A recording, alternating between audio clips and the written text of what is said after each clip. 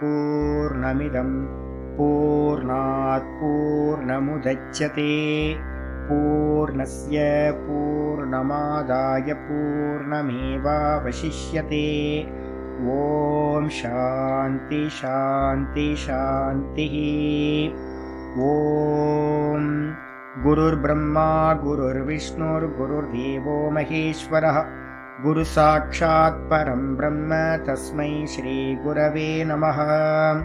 शङ्करं शङ्कराचार्यं केशवं बादरायणं सूत्रभाष्यकृतौ वन्दे भगवन्तौ पुनः पुनः।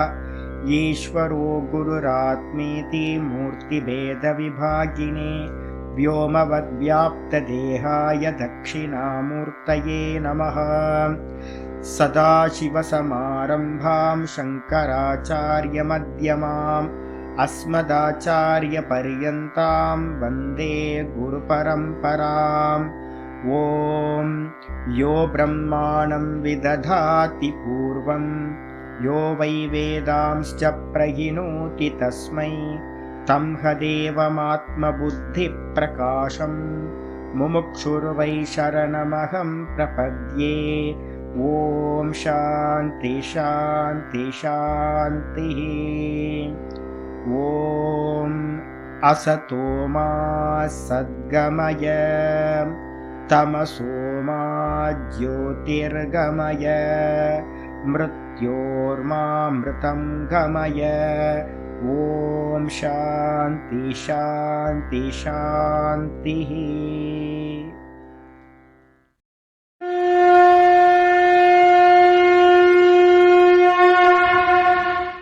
ॐ पार्थाय प्रतिबोधितां भगवता नारायणेन स्वयं व्यासेन ग्रथितां पुराणमुनिना मध्ये महाभारतम् अद्वैतामृतवर्षिणीं भगवतीम् अष्टादशाध्यायिनीम् अम्ब त्वामनुसन्दधामि भगवद्गीते भवद्वेषिणीम्। नमोऽस्तु ते व्यासविशालबुद्धे पुल्लारविन्दाय तपत्रनेत्र येन त्वया भारततैलपूर्णः प्रज्वालितो ज्ञानमयप्रदीपः प्रपन्नपारिजाताय स्तोत्रवेत्रैकपाणये ज्ञानमुद्राय कृष्णाय गीतामृतदुहे नमः। सर्वोपनिषदो गावः दोग्धा गोपालनन्दनः पार्थो वत्ससुधीर्भोक्ता दुग्धं गीतामृतं महत्। वसुदेवसुतं देवं कंसचाणूरमर्दनं देवकी परमानन्दं कृष्णं वन्दे जगद्गुरुम्। भीष्मद्रोणतटां जयद्रथजलां गान्धारनीलोत्पलां शल्यग्राहवती कृपेण वहनी कर्णेन वेलाकुलाम् अश्वत्थामविकर्णघोरमखरां दुर्योधनावर्तिनीं सोत्तीर्णा खलु पाण्डवैरननदीं कैवर्तककेशवः पाराशर्यवचः सरोजममलं गीतार्थगन्धोत्कटं नानाख्यानककेसरं हरिकथा सम्बोधनाभूतितम्। लोके सज्जनषट्पदैरहरः पेपीयमानं मुदा भूयाद्भारतपङ्कजं कलिमलं प्रध्वंसिनः श्रेयसे। मूकं करोति वाचालं पङ्गुं लङ्घयते गिरिं यत्कृपातमहं वन्दे परमानन्दमाधवम्।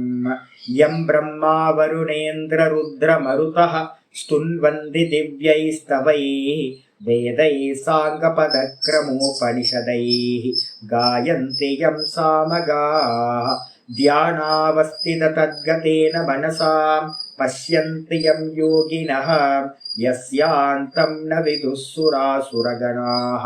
देवाय तस्मै नमः देवाय तस्मै नमः।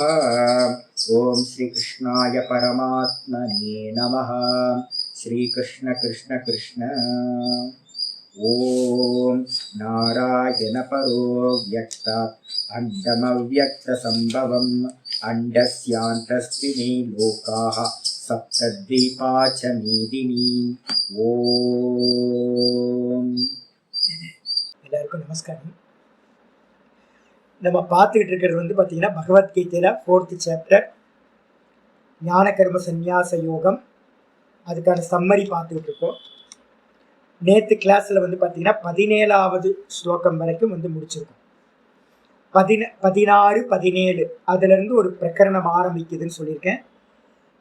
24வது ஸ்லோகம் வரைக்கும் வந்து பார்த்தீங்கன்னா ஒரு பிரகரணம். இந்த கருமத்தை பற்றின மர்மங்கள ரகசியங்களை வந்து பார்த்தீங்கன்னா நான் சொல்ல போகிறேன் அப்படின்னு வந்து பார்த்தீங்கன்னா கிருஷ்ண பரமாத்மா என்ன பண்ணியிருக்கார்? பிரதிஜ்ஞா பண்ணியிருக்கார், சத்திய வச்சனம் பண்ணுறார். 16வது ஸ்லோகத்தை பார்த்தீங்க அப்படின்னா சொல்கிறார், கிம் கர்ம கிம கருமே, எது கருமம் எது அகர்மம் அப்படின்னு கவயோப்பியத்திர மோகிதாக, பெரிய பெரிய பண்டிதர்களும் கூட பரோட்ச ஞானிகளும் கூட என்ன பண்றாங்க? மோகத்தை அடைகிறார்கள். எது கருமம் எது அகர்மம் அப்படின்னு. அப்போ இந்த விஷயத்துல வந்து பாத்தீங்கன்னா யஜ்ஞாத்வா மோக்ஷசே அசுபா, எதை அறிந்து கொண்டு, யஜ்ஞாத்வான்றதுக்கு அர்த்தம் எதனை அறிந்து கொண்டு, அசுபம்னு சொல்லக்கூடிய புண்ணிய பாபம் அது தானே ஜென்மம் கொடுத்துக்கிட்டே இருக்கு. திரும்ப திரும்ப நமக்கு கர்மம் தான், சஞ்சிதத்தில் இருக்க கர்மம் திரும்ப திரும்ப நமக்கு இதை கொடுத்துக்கிட்டே இருக்கு ஜென்மத்தை. அப்போ எதை அறிந்து கொண்டால் அந்த புண்ணிய பாப்பம்னு சொல்லக்கூடிய சம்சாரத்துக்கு காரணத்திலிருந்து விடுபடுவாயோ அந்த கர்மத்தை பத்தி நான் என்ன பண்ண போறேன்? தத்து தே கர்ம பிரவக்ஷியாமி, அந்த கர்மத்தை பற்றி உனக்கு நான் சொல்ல போகிறேன் அப்படின்னு பிரதிஜ்ஞா பண்ணிட்டேன். பண்ணதுக்கு பிறகு வந்து பார்த்தீங்கன்னா யாரெல்லாம் முமுட்சுவா இருக்கமோ நம்ம என்ன பண்ணணும்? 3 விஷயங்களை வந்து பார்த்தீங்கன்னா அறிந்து கொள்ள வேண்டும் அப்படின்னு 17வது ஸ்லோகத்தை சொல்றார். எனது கர்மனோஹ்யபி போதவ்யம், நல்ல குருநாதர்கிட்ட இருந்து சாஸ்திர வச்சனங்கள் மூலமா கர்மம்னா என்ன அப்படின்னு நல்லா போதவ்யம் அப்படின்னா நன்றாக தெரிந்து கொள்ள வேண்டும். ஒன்று. 2வது வந்து பார்த்தீங்கன்னா விகர்மம் போதவ்யம் ச விகர்மனக, எது பண்ணக்கூடாது அப்படின்ற விஷயங்களையும் நம்ம தெரிந்து கொள்ள வேண்டும். விகர்மம்ன்றதுக்கு அர்த்தம் சாஸ்திரத்தினால நிந்திக்கப்பட்ட கர்மங்கள், எதையெல்லாம் நமக்கு பாப்பத்தை கொடுத்து இந்த மோட்ச மார்க்கத்திலிருந்து வெளியில கொண்டுட்டு போயிடுமோ அதையும் நம்ம என்ன பண்ணணும்? தெரிஞ்சு கொள்ள வேண்டும். அப்ப செய்ய வேண்டியது தெரியணும், செய்யக்கூடாததும் நமக்கு தெரியணும். அதுக்கப்புறம் 3வது சொல்றாரு அகர்மனஸ்ச போதவ்யம். அகர்மனன்றதுக்கு அர்த்தம் ஆத்மாதான் அகர்மா, கர்மம் இல்லாதது எது? ஆத்மா. அப்போ அந்த ஆத்மாவையும் குறித்து நம்ம என்ன பண்ணணும்? தெரிந்து கொள்ள வேண்டும். ஏன்பா அப்படின்னு கேட்டீங்கன்னா இது வந்து பார்த்தீங்கன்னா உலகத்துல நிறைய பேருக்கு தெரியும், ஆனா டீட்டெயிலா இதோட ரகசியங்கள் தெரியாது. ஏன் அப்படின்னு கேட்டீங்கன்னா கர்மனோ ககனா கதி, எப்பவுமே இதை ஹைலைட் பண்ணி வச்சுக்கணும். கர்மத்தோட போக்கு வந்து பார்த்தீங்கன்னா நமக்கு தெரியவே தெரியாது. அடுத்த க்ஷணம் நமக்கு என்ன நடக்கும்னு யாருக்காவது தெரியுமா? யோசிச்சு பாருங்க. அடுத்த க்ஷணம் மரணம் சம்பவிக்கலாம், இல்லை வந்து பார்த்தீங்கன்னா பெரிய அதிர்ஷ்டம் சம்பவிக்கலாம், பெரிய நல்ல நிகழ்ச்சிகளும் நடக்கலாம், நிறைய கெட்டதும் நடக்கலாம். எதுவுமே நமக்கு வந்து பார்த்தீங்கன்னா தெரியவே தெரியாது. அப்போ அடுத்த க்ஷணம் என்ன நடக்கும்னு தெரியாத ஒரு அற்புதமான வந்து பார்த்தீங்கன்னா இருட்டான பகுதி தான் இருட்டு மாதிரி. இருட்டில் பார்த்தா ஏதாவது தெரியுமா? தெரியவே தெரியாது.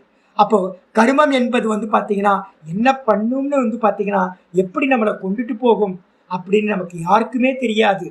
அதனால வந்து பார்த்தீங்கன்னா இது ரகசியமா இருக்கு. ஈஸ்வரனுக்கு மட்டும்தான் தெரியும் ஜீவர்களுடைய கர்மம் எந்த பக்கம் போகும் அப்படின்னு.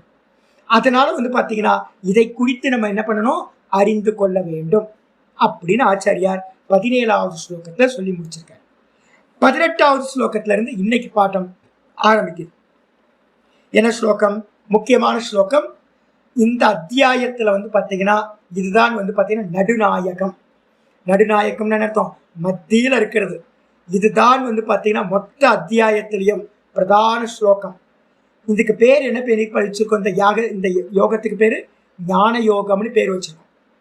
இந்த ஞான யோகத்துல இதுதான் ஞானம். நல்லா புரிஞ்சுக்கணும். இந்த ஸ்லோகம் தான் ஞானம். என்ன சொல்ல வரார்?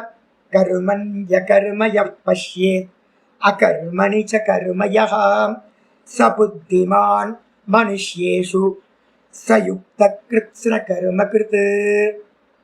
ரொம்ப அற்புதமான ஸ்லோகம். எல்லா வியாக்கியானம் பண்றவங்களும் இந்த ஸ்லோகத்துல பார்த்தீங்கன்னா ரொம்ப தடுமாறி போயிடுவாங்க. ஏன் அப்படின்னா ரொம்ப கஷ்டமான ஸ்லோகம் இந்த ஸ்லோகம். என்ன ஆச்சாரியர் சொல்றாருன்னா, கர்மணி அகர்ம யக பஷ்யேத். எவன் பார்த்தீங்கன்னா கர்மம் பண்ணிக்கிட்டு இருக்கும் போதே, கர்மம் சம்பவிச்சுக்கிட்டு இருக்கும் போதே அந்த கர்மத்துல அகர்மத்தை எவன் பார்க்கின்றானோ, அகர்மம்னா என்ன சுவாமி? செயலின்மை. இப்ப பாடம் எடுத்துக்கிட்டு இருக்கேன் நான், நீங்க எல்லாம் பாடம் கேட்டுக்கிட்டு இருக்கீங்க. கர்மம் நடக்குதா? ஆமா, கர்மம் நடந்துகிட்டு இருக்கு. உலகம் ஃபுல்லா கர்மம் நடந்துகிட்டே இருக்கு. இப்ப என்ன பிரிச்சு பார்க்கணும் அப்படின்னா, கர்மம் எங்க நடக்குது அப்படின்றத பார்க்கணும். இதுக்கு பார்த்தீங்கன்னா நம்ம என்ன பண்ணணும்? பழசெல்லாம் ஞாபகம் வச்சிருந்தாதான் நம்ம மேல மேல ஸ்லோகங்கள் சொல்லும் போது நமக்கு புரியும். 3:27 பார்த்தீங்கன்னா ஒரு ஸ்லோகம் பார்த்துருக்கோம்.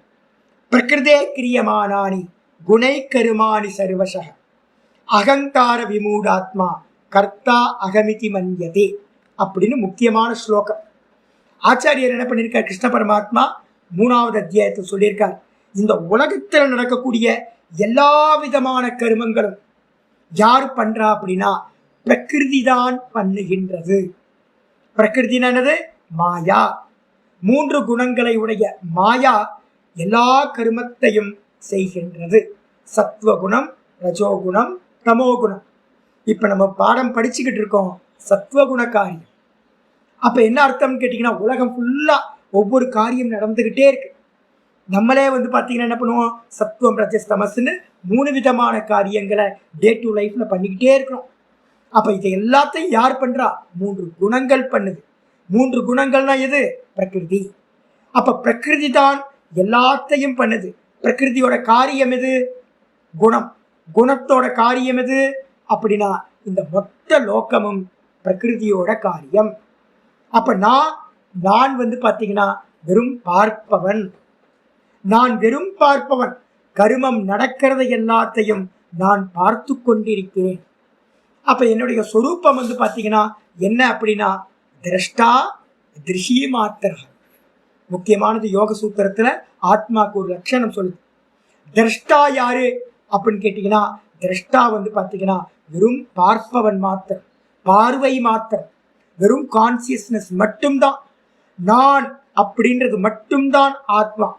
அதுல கருமம் இல்லை. அப்ப கருமம் எங்க நடக்குது அப்படின்னா தேகம், மனசு, புத்தி, இந்திரியங்கள் எல்லாத்துலயும் கருமம் நடக்குது. பிராணன் எல்லாத்துலயும். இது எல்லாம் மாயையோட காரியம், பிரகிருதியோட காரியம். அப்ப என்ன பண்ணணும்? ஒருத்தன் கர்மம் பண்ணிக்கிட்டு இருக்கும் போதே இப்ப என்ன மாதிரி ஒரு ஆச்சாரியர் மூலமா பாடம் கேட்டு இந்த வச்சனங்கள், சாஸ்திர வச்சனங்கள் எல்லாத்தையும் நல்ல முறையில அறிஞ்சு என்ன பண்ணணும்?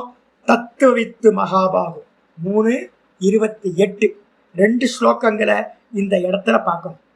28வது ஸ்லோகம் 3வது அத்தியாயத்தை சொல்லுது, தத்துவவித்து மகாபாகு. தத்துவம் எது? நான் தான் தத்துவம். அப்ப என்னை நான் பார்த்தீங்கன்னா சச்சிதானந்தமா இருக்கேன், வெறும் கான்சியஸ்னஸா இருக்கேன், வெறும் பார்ப்பவனா இருக்கேன், வெறும் பார்வையா இருக்கேன் அப்படின்னு பார்த்தீங்கன்னா அறிந்தவன், தத்துவத்தை அறிந்தவன். அந்த தத்துவத்தை அறிந்து என்ன பண்றான்? மகாபாகோ, ஏ அர்ஜுனா, குணக்கர்ம விபாக யோகம். தத்துவவித்துனா என்ன பண்றான்?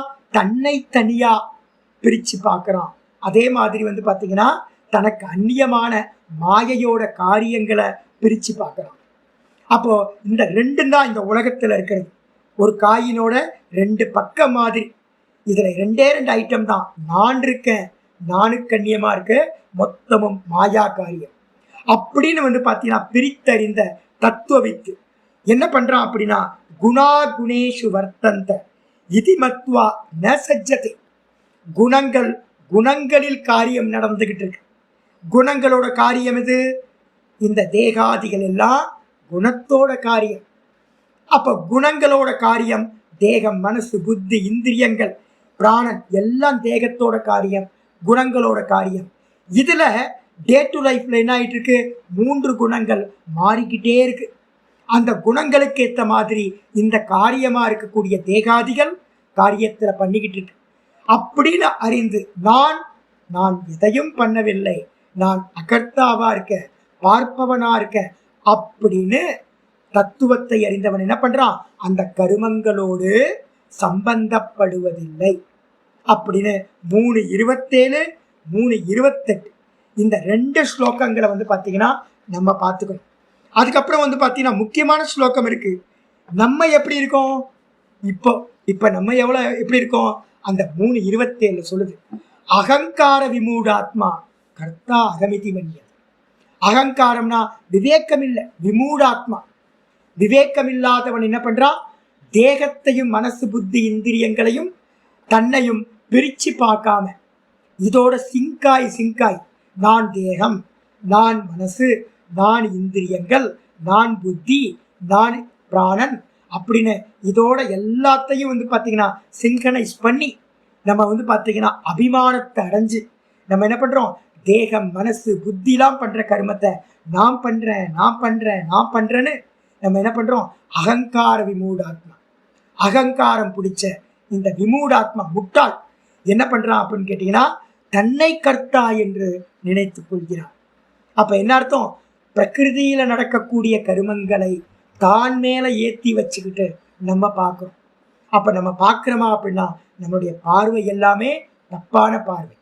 அப்போ எவன் பாத்தீங்கன்னா இந்த ஸ்லோகத்துக்கு வந்துருக்கு, எந்த புத்திமான் ஆச்சாரியர் மூலமா இந்த விசாரத்தை கேட்டு நல்லா மனனம் பண்ணி திரும்ப திரும்ப திரும்ப எங்க நடக்குது கர்மா எங்க நடக்குது, யார் பண்றா, நான் யாரு, நான் கர்மா பண்றேனா இல்ல நான் பார்ப்பவனா இருக்கனா அப்படின்னு பார்த்து பார்த்து பார்த்து மனனம் பண்ணி நல்லா சிந்தனை பண்ணி இதை பிரிச்சு கர்மம் நடந்துகிட்டு இருக்கும் போதே கருமணி, கர்மா பண்ணிக்கிட்டு இருக்கும் போதே அகர்ம யகபஷ்யத், தான் கருமத்தை செய்யவில்லை, நான் சச்சிதானந்தமா இருக்கேன் அப்படின்னு அகர்த்தாவா இருக்க அப்படின்னு எவன் பார்க்கிறானோ அதே மாதிரி தன்னையும் அப்படிதான் பார்க்கிறான். இருக்கிறது ஒரே ஜீவன் தான். சொப்பனத்துல பார்த்தோம்ல, சொப்பனத்துல நான் படுத்து தூங்கிட்டு இருக்கேன், எந்த கர்மத்தையும் பண்ணல.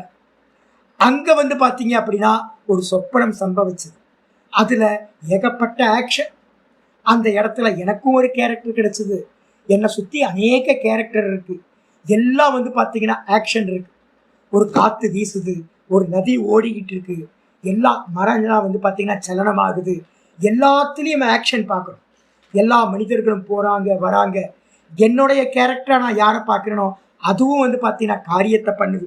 இதை எல்லாத்தையும் பண்ணிட்டு பேக்கப் ஆனதுக்கு பிறகு தெரியுது ஆக்ஷன் நடக்கவே இல்லை, நான் தூங்கிக்கிட்டு இருக்கேன், சொப்பனம் சம்பவிச்சது. அப்ப என்ன அர்த்தம் கேட்டீங்கன்னா சொப்பனம் பார்த்துக்கிட்டு இருக்கும் போது கூட நான் பார்ப்பவனா இருக்கேன், எந்த ஆக்ஷனும் என்னிடத்தில் இல்லை அப்படின்னு பாத்தீங்கன்னா எப்படி நம்ம வேக்கப் ஆனதுக்கு பிறகு அறிந்து கொள்கிறோமோ அதே மாதிரி என்ன பண்றோம்? இந்த ஜாகிரதத்தில் இருக்கும்போது என்ன பண்றோம்? சொப்பனம் போயிட்டு இருக்கு, சொப்பனம் பெரிய சொப்பனம் போயிட்டு இருக்கு. இதுல நடக்கிற ஆக்ஷன் எல்லாம் ஒரு சினிமா மாதிரி, சொப்பன மாதிரி, காணல் ஜலம் ஓடிக்கிட்டு இருக்கிற மாதிரி தெரியுது, வாஸ்தவத்துல எதுவுமே நடக்கவில்லை அப்படின்னு பாத்தீங்கன்னா எவன் அறிகின்றானோ ஒரு விஷயம். ரெண்டாவது சொல்றார் அகர்மணிச்ச கர்மயக. அகர்மணி அப்படின்னா என்ன அர்த்தம்? ஆத்மாதான் அகர்மா. இந்த அகர்மால பாத்தீங்க அப்படின்னா மேல இருக்கக்கூடியது என்னது? அகர்மால நான் ஒன்றையும் செய்யவில்லை அப்படின்னு எவனாவது சொல்றான் அப்படின்னா அந்த ஒன்றையும் செய்யவில்லைன்றது கூட என்னன்னு கேட்டீங்கன்னா ஆத்மஸ்வரூபத்துக்கு மேல கல்பிக்கப்பட்டது. அப்போ செய்கிறேன் செய்யவில்லை நம்ம கேட்குறோம்ல, சி என்ன பண்ணிட்டு இருக்கீங்க அப்படின்னு யாரையா கேட்குறோம் ஃபோன் பண்ணி, இல்லை சி சும்மாதான் உட்கார்ந்துருக்கேன் அப்படின்னு சொல்றாங்க. சும்மாதான் இருக்க அப்படின்னு அவங்க சொல்றது எதை டிபெண்ட் பண்ணி அப்படின்னா கர்மம் பண்றத வச்சுக்கிட்டு என்ன பண்றாங்க? இந்திரியங்கள், மனசு, புத்தி எல்லாம் எதுவும் பண்ணாம இருக்கிறத வச்சுக்கிட்டு நான் ஒன்றும் செய்யவில்லைன்னு சொல்றாங்க. ஆனாலும் கூட சலனம் சதா காலமும் நடந்துகிட்டே இருக்கு. ஏன் அப்படின்னா பிரகிருதியோட தன்மை என்ன அப்படின்னு கேட்டீங்கன்னா 3 குணங்கள் சதா சலிச்சுக்கிட்டே இருக்கும். மெட்டபாலிசம் உள்ள நடந்துகிட்டு இருக்குல்ல, சுவாசம் போயிட்டு இருக்குல்ல, எல்லா காரியங்களும் நடந்துகிட்டு இருக்குல்ல, அப்போ நான் ஒன்றும் செய்யலைன்னு எப்படி சொல்ல முடியும் நீங்க? அப்ப என்ன அர்த்தம்னு கேட்டீங்கன்னா நான் ஒன்றையும் செய்யவில்லை அப்படின்னு சொல்லும் போது கூட காரியம் நடந்துகிட்டு தான் இருக்கு. அப்ப ஞானி புருஷன் என்ன பண்றான்? இந்த உலகத்துல கர்மத்தை செய்கிறேன் அப்படின்னு சொல்றதும் தப்பானது. அதே மாதிரி நான் கர்மத்தை செய்யவில்லை அப்படின்னு சொல்றதும் தப்பானது. ஆத்மாக்கு மேல ஆக்ஷனும் கல்பிதம், ஆக்ஷன் இல்லாததும் கல்பிதம். ஸ்கிரீனுக்கு மேல ஆக்ஷன் போயிட்டு இருக்கு. நடுவில் பார்த்தீங்கன்னா சினிமா நின்று போச்சு. சினிமா நின்று போனோன்னே ஐயோ சினிமா நின்று போச்சுன்னு நம்ம சொல்கிறோம். வாஸ்தவத்தில் ஸ்கிரீனுக்கு அந்நியமாக இருக்கிறதுல தான் சினிமா ஓடுது, சினிமா நிற்கிது. அப்போது ஆத்மாவுக்கு மேலே தான் பார்த்தீங்கன்னா அகர்மா, அதுக்கு மேலே தான் பார்த்தீங்கன்னா கர்மம் பார்த்தீங்கன்னா கல்பிக்கப்பட்டிருக்கு. அதனால் அகர்மம்னு நம்ம எதெல்லாம் சொல்கிறோமோ, நான் பார்த்தீங்கன்னா சும்மா கண்ணை மூடி சும்மா இருக்கஞ்சி அப்படின்னு சொல்லும்போது கூட கர்மம் நடந்துகிட்டு இருக்குன்னு ஞானி புருஷன் பார்க்கிறான். அதனால பார்த்தீங்கன்னா ச புத்திமான், அவன்தான் புத்திமான். யார் மத்தியில? மனுஷேஷு, மனிதர்கள் மத்தியில் அவன்தான் சரியாக புரிந்து கொண்டவன். நம்ம சொல்றோம் வெளிச்சம் அப்படின்னு நம்ம சொல்றோம், பிரகாசம். பிரகாசம் இருட்டுன்னு நம்ம சொல்றோம் பார்த்தீங்களா? இது ரெண்டுமே இருட்டுன்னு சொன்னா அது எதை இது பண்ணிருக்கு? இருட்டுன்னு சொன்னா பிரகாசத்தை டிபெண்ட் பண்ணிருக்கு. பிரகாசம்னு சொன்னீங்கன்னா அந்த இடத்துல இருட்டு இல்லைன்னு அர்த்தம். இது ரெண்டும் பார்த்தீங்கன்னா வாஸ்தவத்தில் பார்த்தீங்கன்னா பார்க்கின்ற என்னிடத்தில் கல்பித்தம். நான் சொல்றேன் ஜி எப்படி இருக்காங்க? இருட்டா இருக்கு ஜி அப்படின்னு. அப்ப நீங்க என்னவா இருக்கீங்க? நான் பார்ப்பவனா இருக்கேன். அங்க இருட்டா இருக்குன்னு நான் பார்க்கிறேன். அதுக்கப்புறம் லைட்டை போட்டோன்னே என்னவா இருக்கு ஜி? இப்போ ஒரே பிரகாசமா இருக்குச்சு அப்படின்னு நம்ம சொல்றோம். அப்ப என்ன அர்த்தம்? பிரகாசத்தையும் பார்ப்பவனாக நான் இருக்கின்றேன். அப்ப என்ன அர்த்தம்? இந்த ரெண்டுமே பார்த்தீங்கன்னா இந்த டுவாலிட்டி ரெண்டுமே கல்பிதம், மாயையோட காரியம். அப்போ கர்மம் பண்ணிக்கிட்டு இருக்கும் போது கூட நான் பார்ப்பவனா இருக்கேன் அப்படின்னு பார்க்கணும். அதே மாதிரி கர்மம் இல்லாம சும்மா இருக்கும்போது கூட மாயையோட காரியம் தொடர்ந்து நடந்துகிட்டே இருக்கு. மெட்டபாலிசம் நடக்குது. செல்கள் ஒவ்வொரு செல்லும் ஒவ்வொரு அணுவும் கர்மா பண்ணிக்கிட்டு இருக்கு. பிராணன் போயிட்டு இருக்கு. எல்லா காரியங்களும் நடந்துகிட்டு இருக்கு. அப்போ ஒன்றும் செய்யலைன்னு நம்ம சொல்லும் போது கூட கர்மா நடந்துகிட்டு இருக்கு அப்படின்னு பார்க்கணும். நான் இந்த இரண்டிற்கும் வேறானவன் அப்படின்னு எவன் தன்னை பார்க்கிறானோ அவன்தான் புத்திமான், புத்தியை உடையவன், அறிவை உடையவன் அப்படின்னு சொல்லிட்டு சயுக்தக, அவன்தான் பார்த்தீங்கன்னா யுக்த புருஷன் அர்த்தம். யோகத்தை உடையவன், யோகத்தோடு கூடினவன், சமாதியில இருக்கிறவன் அர்த்தம். சமாதி எது? ஆத்மாவுக்கு பேரு சமாதி. அப்ப என்ன அர்த்தம்? ஆத்மாவோடு கூடி இருக்கிறவன், தான் தான் தான் தான்ல நின்றுக்கிட்டு இதை எல்லாத்தையும் பார்ப்பவன். அவன் பார்த்தீங்கன்னா கிருத்ஸ்ன கர்ம கிருத், அவனுக்கு இந்த உலகத்துல செய்ய வேண்டியதுன்னு ஒன்றுமில்லை, எல்லாத்தையும் செய்து முடித்தவனாகிறான் அப்படின்னு பார்த்தீங்கன்னா 18வது ஸ்லோகம் சொல்லுது. இதுதான் நமக்கு லட்சியம், இதை தான் நம்ம அடையணும். சதா காலமும் தன்னை பார்த்துக்கிட்டே இருக்கணும். அப்ப தெரிஞ்சிடும் நான் பார்ப்பவன் அப்படின்னு. கர்மங்கள் எல்லாத்தையும் ஆப்ஜெக்ட் பண்ணிக்கிட்டே இருக்கணும். இப்போ நான் பேசிக்கிட்டு இருக்கேன், எங்கன்னு பேச்சு நடந்துகிட்டு இருக்கு, நான் பார்க்குறேன். இந்த வாய் பேசிக்கிட்டு இருக்கு, மனசு சிந்திச்சுக்கிட்டு இருக்கு, புத்தி அதுக்கு பார்த்தீங்கன்னா அனுகூலமாக இருக்கு. இதுக்கெல்லாம் நடந்துகிட்டு இருக்கு. நான் கையை தலையை ஆட்டி பேசிக்கிட்டு இருக்கேன். இதுக்கெல்லாத்தையும் நான் பார்த்துக்கிட்டு இருக்கேன், நான் பார்த்துட்டு இருக்கேன். இப்போ என்ன பண்ணுறேன்? பேசாம சும்மா இருக்கேன். அப்ப பேசாம சும்மா இருக்குன்றதுலையும் நான் என்ன பண்ணிட்டு இருக்கேன்? பார்த்துக்கிட்டு இருக்கேன். அப்ப என்ன அர்த்தம்? வாஸ்தவத்தில் பார்த்தீங்கன்னா எனக்கு மேலதான் கர்மம் கல்பித்தம், எனக்கு மேலதான் கர்மம் இன்மையும் கல்பித்தமா இருக்கு அப்படின்னு புரிஞ்சுக்கணும். எனக்கும் இதுக்கும் எந்த சம்பந்தமும் இல்லை அப்படின்னு புரிஞ்சுக்கணும். இதுக்கப்புறம் ஆச்சாரியர் சொல்றார், என்ன பண்றார்? 19வது ஸ்லோகம் ஆரம்பிக்கிறார். சாமி, என்னால பார்க்க முடியலையே சாமி, நான் பார்த்தீங்கன்னா பிரிச்சே பார்க்க முடியல சாமி. ஏன் அப்படின்னு கேட்டிங்கன்னா, இதோட சிங்க் ஆயிருக்கு. இந்த தேகாதிகளோட நமக்கு எப்படி இருக்கு, எல்லாம் நான்ன்றது நல்ல பாண்டேஜா இருக்கு, கட்டி வைக்கப்பட்டதா இருக்கு. இப்போ எப்படி சுவாமி நான் அறிகிறது இதை அப்படின்னும் போது, அதுக்காகத்தான் நம்ம என்ன பண்ணியிருக்கோம், கர்மயோகத்தை சொல்லியிருக்கோம்.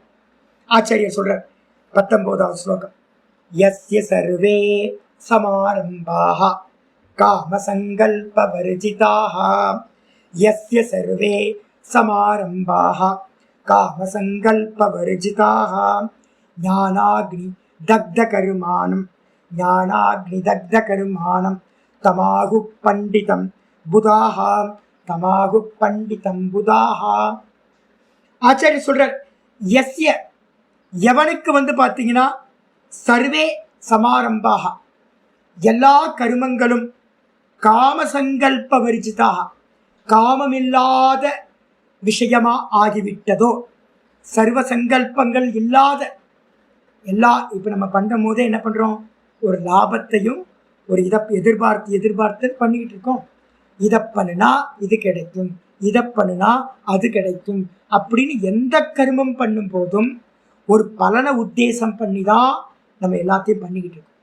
அப்படி பண்ணாமல் நம்ம என்ன பண்ண போகிறோம், இனிமே கர்மம் நடந்துக்கிட்டு இருக்கு. எனக்கு பார்த்தீங்கன்னா இது எல்லாம் என்னுடைய தேகாதிகளில் நடக்குது, எனக்கும் இதுக்கும் சம்பந்தம் இல்லை அப்படின்னு பார்த்தீங்கன்னா நான் பார்ப்பவனாக இருக்கேன். அதனால் எனக்கு அடையக்கூடிய பலன்களும் இந்த உலகத்தில் ஒன்றுமில்லை அப்படின்னு மனசில் நல்லா ஸ்திரப்படுத்திக்கிட்டு கர்மத்தை பண்ணிக்கிட்டே எந்த ஒரு சங்கல்பங்களும் இல்லாமல், எவன் காம சங்கல்பங்கள் வரிஜிதாக இல்லாதவனா இருக்கானோ, சர்வே சமாரம்பாக எல்லா கருமங்களும் காமசங்கல்பம் இல்லாம போச்சோ, அப்படிப்பட்டவனுக்கு பார்த்தீங்கன்னா ஞானாக்னி தக்த கர்மானம், அவனுடைய கருமங்கள் எல்லாம் என்னாச்சு அப்படின்னு கேட்டிங்கன்னா ஞானம் என்ற அக்னியினால். எது ஞானம்? ஞானம் எது சுவாமி அப்படின்னு கேட்டீங்கன்னா, நான் அகர்த்தா, நான் அபோக்தா, எனக்கு பார்த்தீங்கன்னா கர்மத்தை செய்பவனும் நான் இல்லை, கர்மத்தோட பலனை அனுபவிப்பவனும் நான் இல்லை. இப்போ எனக்கு பார்த்தீங்கன்னா த்ரோட் ப்ராப்ளம் இருக்கு. அப்போ த்ரோட் ப்ராப்ளம் பார்த்தீங்கன்னா என்ன அர்த்தம், என்னைக்கோ பார்த்தீங்கன்னா ஏதோ ஒரு ஜென்மத்தில் இந்த வாக்குனால பார்த்தீங்கன்னா யாரையோ ரொம்ப ஹர்ட் பண்ணியிருக்கேன், யாரையோ ரொம்ப கஷ்டப்படுத்தியிருக்கேன், கெட்ட கெட்ட வார்த்தைகள் பேசியிருக்கேன், மனசு கஷ்டப்படுற மாதிரி பேசியிருக்கேன். அப்போ என்ன பண்ணுது அப்படின்னா ஏதோ ஒரு 1000 கோடி ஜென்மத்துக்கு முன்னாடி, எப்போ 1000 கோடி ஜென்மத்துக்கு முன்னாடி ஏதோ பண்ண கர்மா இந்த ஜென்மத்தில் பிராரப்தமாக அமைஞ்சிட்டு இப்போ எது கஷ்டப்படுது, இந்த வாக்கு பார்த்தீங்கன்னா பேசுறதுக்கு கஷ்டப்படுது. அப்போ என்ன அர்த்தம், வாக்குனால செய்யப்பட்ட கர்மம் வாக்கு அனுபவிக்குது, நான் பார்க்கிறேன். வாக்கு பண்ணின அனுபவத்தை பார்த்தீங்கன்னா போகம் பண்ணுது, கஷ்டப்படுது இந்த வாக்கு பேசுறதுக்கு. அப்போ இதை நான் என்ன பண்ணுறேன், பரமஹம்சானந்தா இல்லை, பரமஹம்சானந்தாவோட வாக்கு கஷ்டப்படுது, த்ரோட்டு கஷ்டப்படுது, இதை நான் சச்சிதானந்தமாக இருக்கிறேன், நான் பார்க்கிறேன். அப்போ இது பேசுறதையும் நான் பார்க்கிறேன், இது கஷ்டப்படுறதையும் நான் பார்க்கிறேன். இந்த தேகம் பார்த்தீங்கன்னா ரொம்ப டயர்டா இருக்கு, எந்த கர்மத்தை பண்ணும்போது கஷ்டப்படுது, அப்போ அதையும் நான் பார்க்கிறேன். ஏதோ ஒரு கர்மம் நான் முந்தின ஜென்மத்தில் பண்ணது இப்போ இந்த தேகத்தில் ஃபீவர் வருது, கஷ்டம் வருது, எல்லாத்தையும் நான் பார்க்கிறேன். அப்போ என்ன அர்த்தம், நான் போக்தா இல்லை. அதே மாதிரி இந்த கர்மத்தை பண்ணிக்கிட்டு இருக்கும் போதும் நான் கர்த்தா இல்லை, நான் கர்த்தா இல்லை அப்படின்னு நீங்கள் பார்த்தீங்க அப்படின்னா அதுதான் ஞானம். அப்போ ஜீவத்துவத்துக்கு பார்த்தீங்கன்னா 2 ரெக்கைகள் இருக்கு. ஜீவனுக்கு, ஜீவன் அப்படின்ற பட்சி, நம்மெல்லாம் ஜீவனாக தானே இருக்கோம், நமக்கு பார்த்தீங்கன்னா 2 விங்ஸ் இருக்கு. என்னன்னு கேட்டிங்கன்னா, ஒன்று கர்த்திருவம், இன்னொன்று போக்திருத்துவம். இதை வச்சுக்கிட்டு தான் ஜீவத்துவமானது இருக்கு, ஜீவத்தன்மை இருக்கு.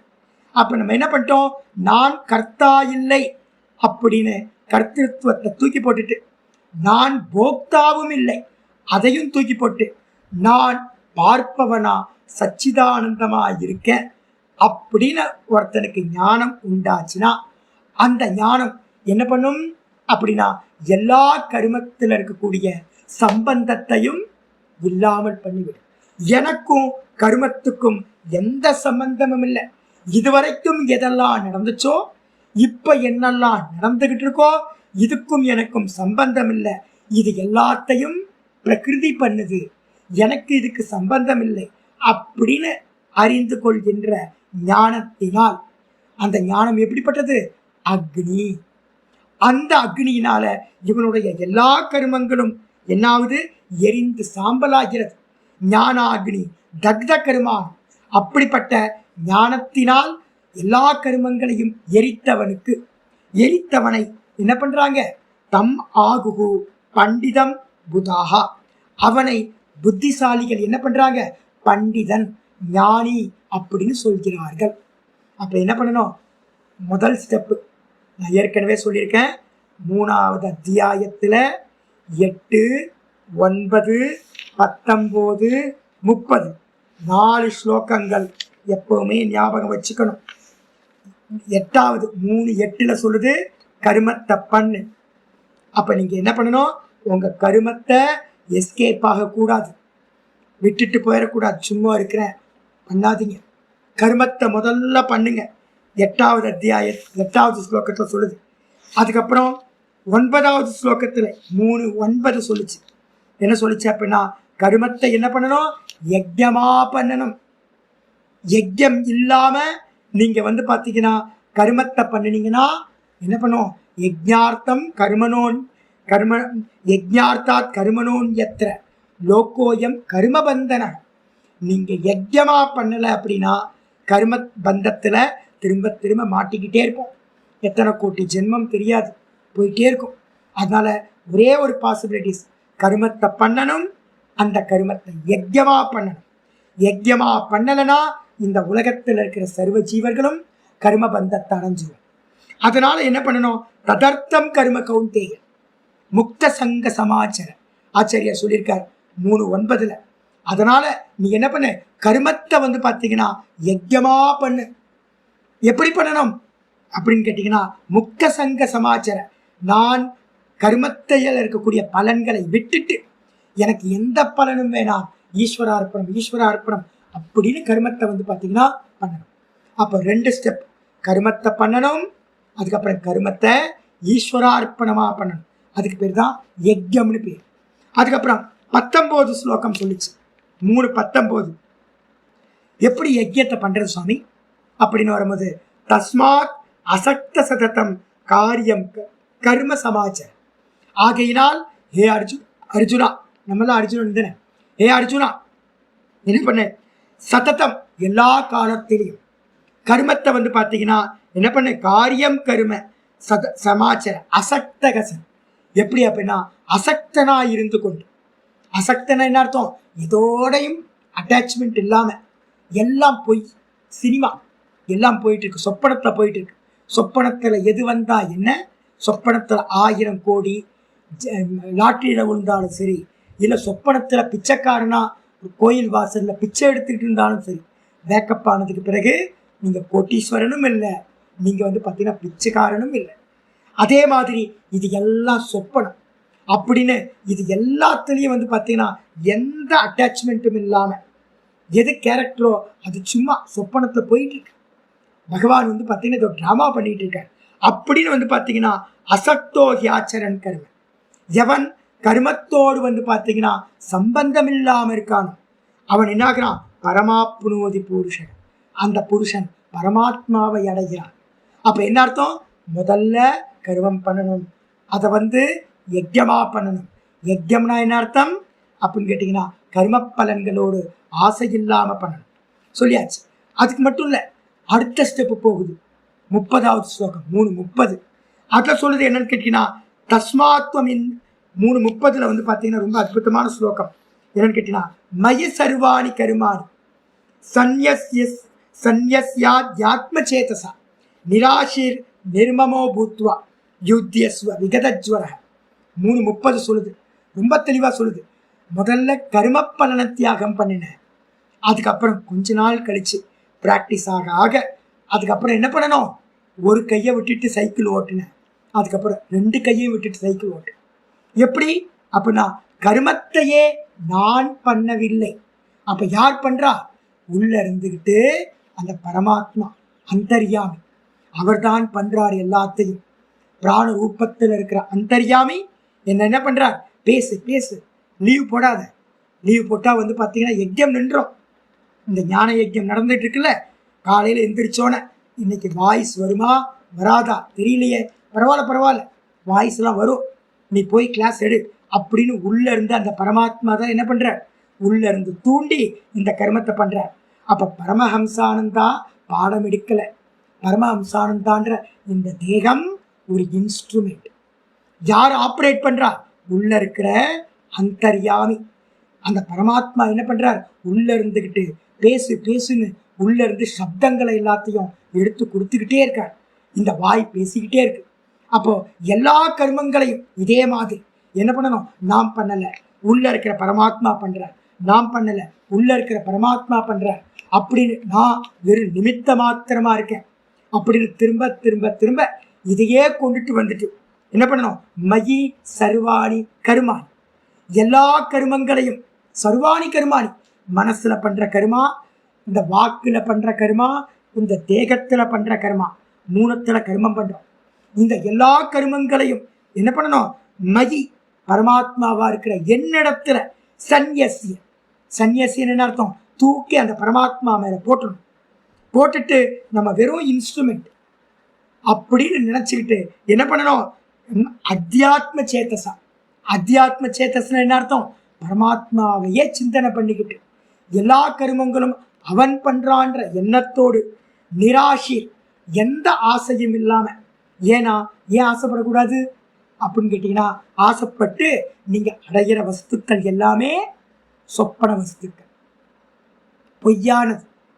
அப்ப இந்த உலகம் ஃபுல்லா சொப்பனம் தெரியுது, ஆபாசிக்குது.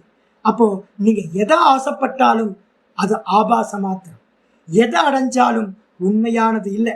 அப்ப எதுக்காக ஆசைப்படணும் அப்படின்னு பார்த்தீங்கன்னா, இது எல்லாம் பரமாத்மாவோட அப்படின்னு முடிவு பண்ணி நிராஷி, ஆசை இல்லாதவனா. அதே மாதிரி நிர்மமாக, என்னோடது ஒன்றும் இல்லைப்பா, யாரோடது அப்படின்னு கேட்டிங்கன்னா, இது எல்லாம் பார்த்தீங்கன்னா ஈஸ்வரனோடது, பகவானோடது, நம்மளோடது ஒன்றுமே இல்லை இந்த இடத்துல அப்படின்னு நல்லா தீர்மானம் பண்ணிக்கிட்டு இது எல்லாம் ஈஸ்வரனோடது அப்படின்ற எண்ணத்தோட, என்னோடது ஒன்றுமில்லை அப்படின்ற எண்ணத்தோட என்ன பண்ணணும்? யுத்தியஸ்வ விகதஜ்வரக நிர்மமோ பூத்வா, இந்த விதமா இருந்து கொண்டு என்ன பண்ணணும்? யுத்தியஸ்வ, எந்த ஒரு கவலையும் இல்லாம, எந்த மன கஷ்டமும் இல்லாம, ஆன்சைட்டி எதுவும் இல்லாம, டிப்ரெஷன் எதுவும் இல்லாம, எது நடந்தாலும் பகவான் பண்றார், பகவான் பண்றார், பகவான் பண்றார்.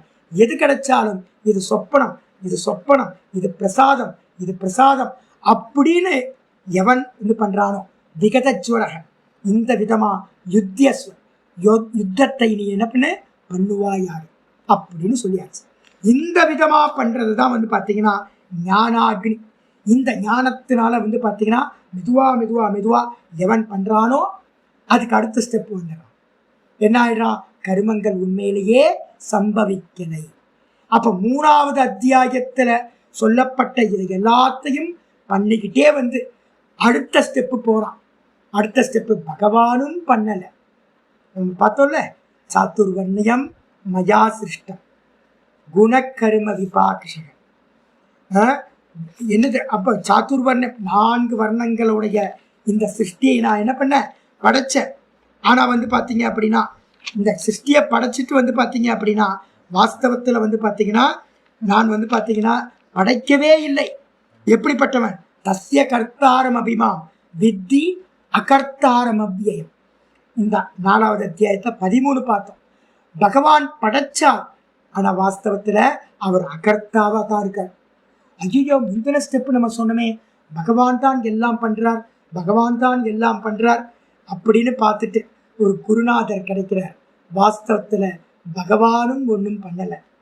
அப்ப யார் பண்றா அப்படின்னு கேட்டினா பகவான் சதா காலமும் அவ்யயமா அகர்த்தாவா எந்த மாற்றமும் இல்லாம பகவான் சச்சிதானந்த விக்கிரகமா இருக்கார்.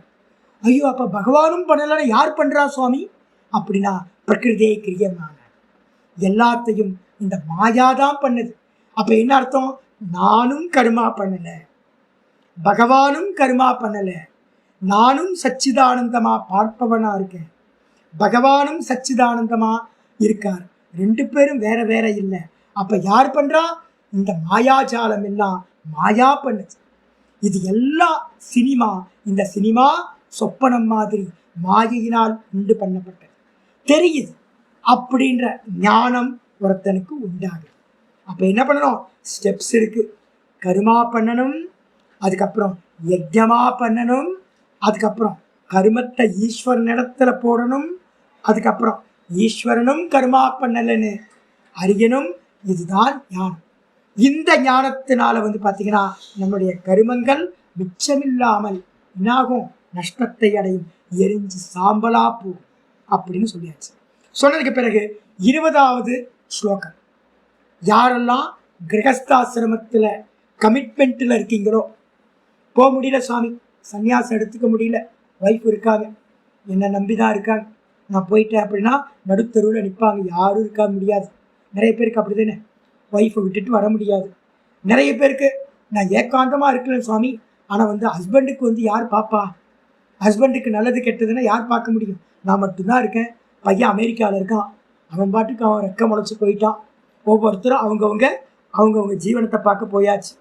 அப்போ என்ன அர்த்தம்? ஒருத்தருக்கு ஒருத்தர் விட்டு போக முடியாது, அது வரைக்கும் நான் இருக்கணும் சுவாமி அப்படின்னு யாருக்கெல்லாம் கமிட்மெண்ட் இருக்கோ. ஆனால் இப்போ நான் சொல்கிற யஜ்ஞத்தை முறையாக பண்ணிக்கிட்டு ஞானத்தையும் ஒருத்தர் அடைஞ்சிருக்காங்களோ அவங்க என்ன பண்ணணும்னு கேட்டிங்க அப்படின்னா என்ன பண்ணணும்? இப்போ உங்களுக்கு தான் இங்கே ஒரு 6-7 சன்னியாசிகள் இருக்கும். சன்னியாசிகளுக்கு கர்மா பண்ணுறதுக்கு அவசியம் இல்லை. மற்றவங்களாம் என்ன பண்ணணும்?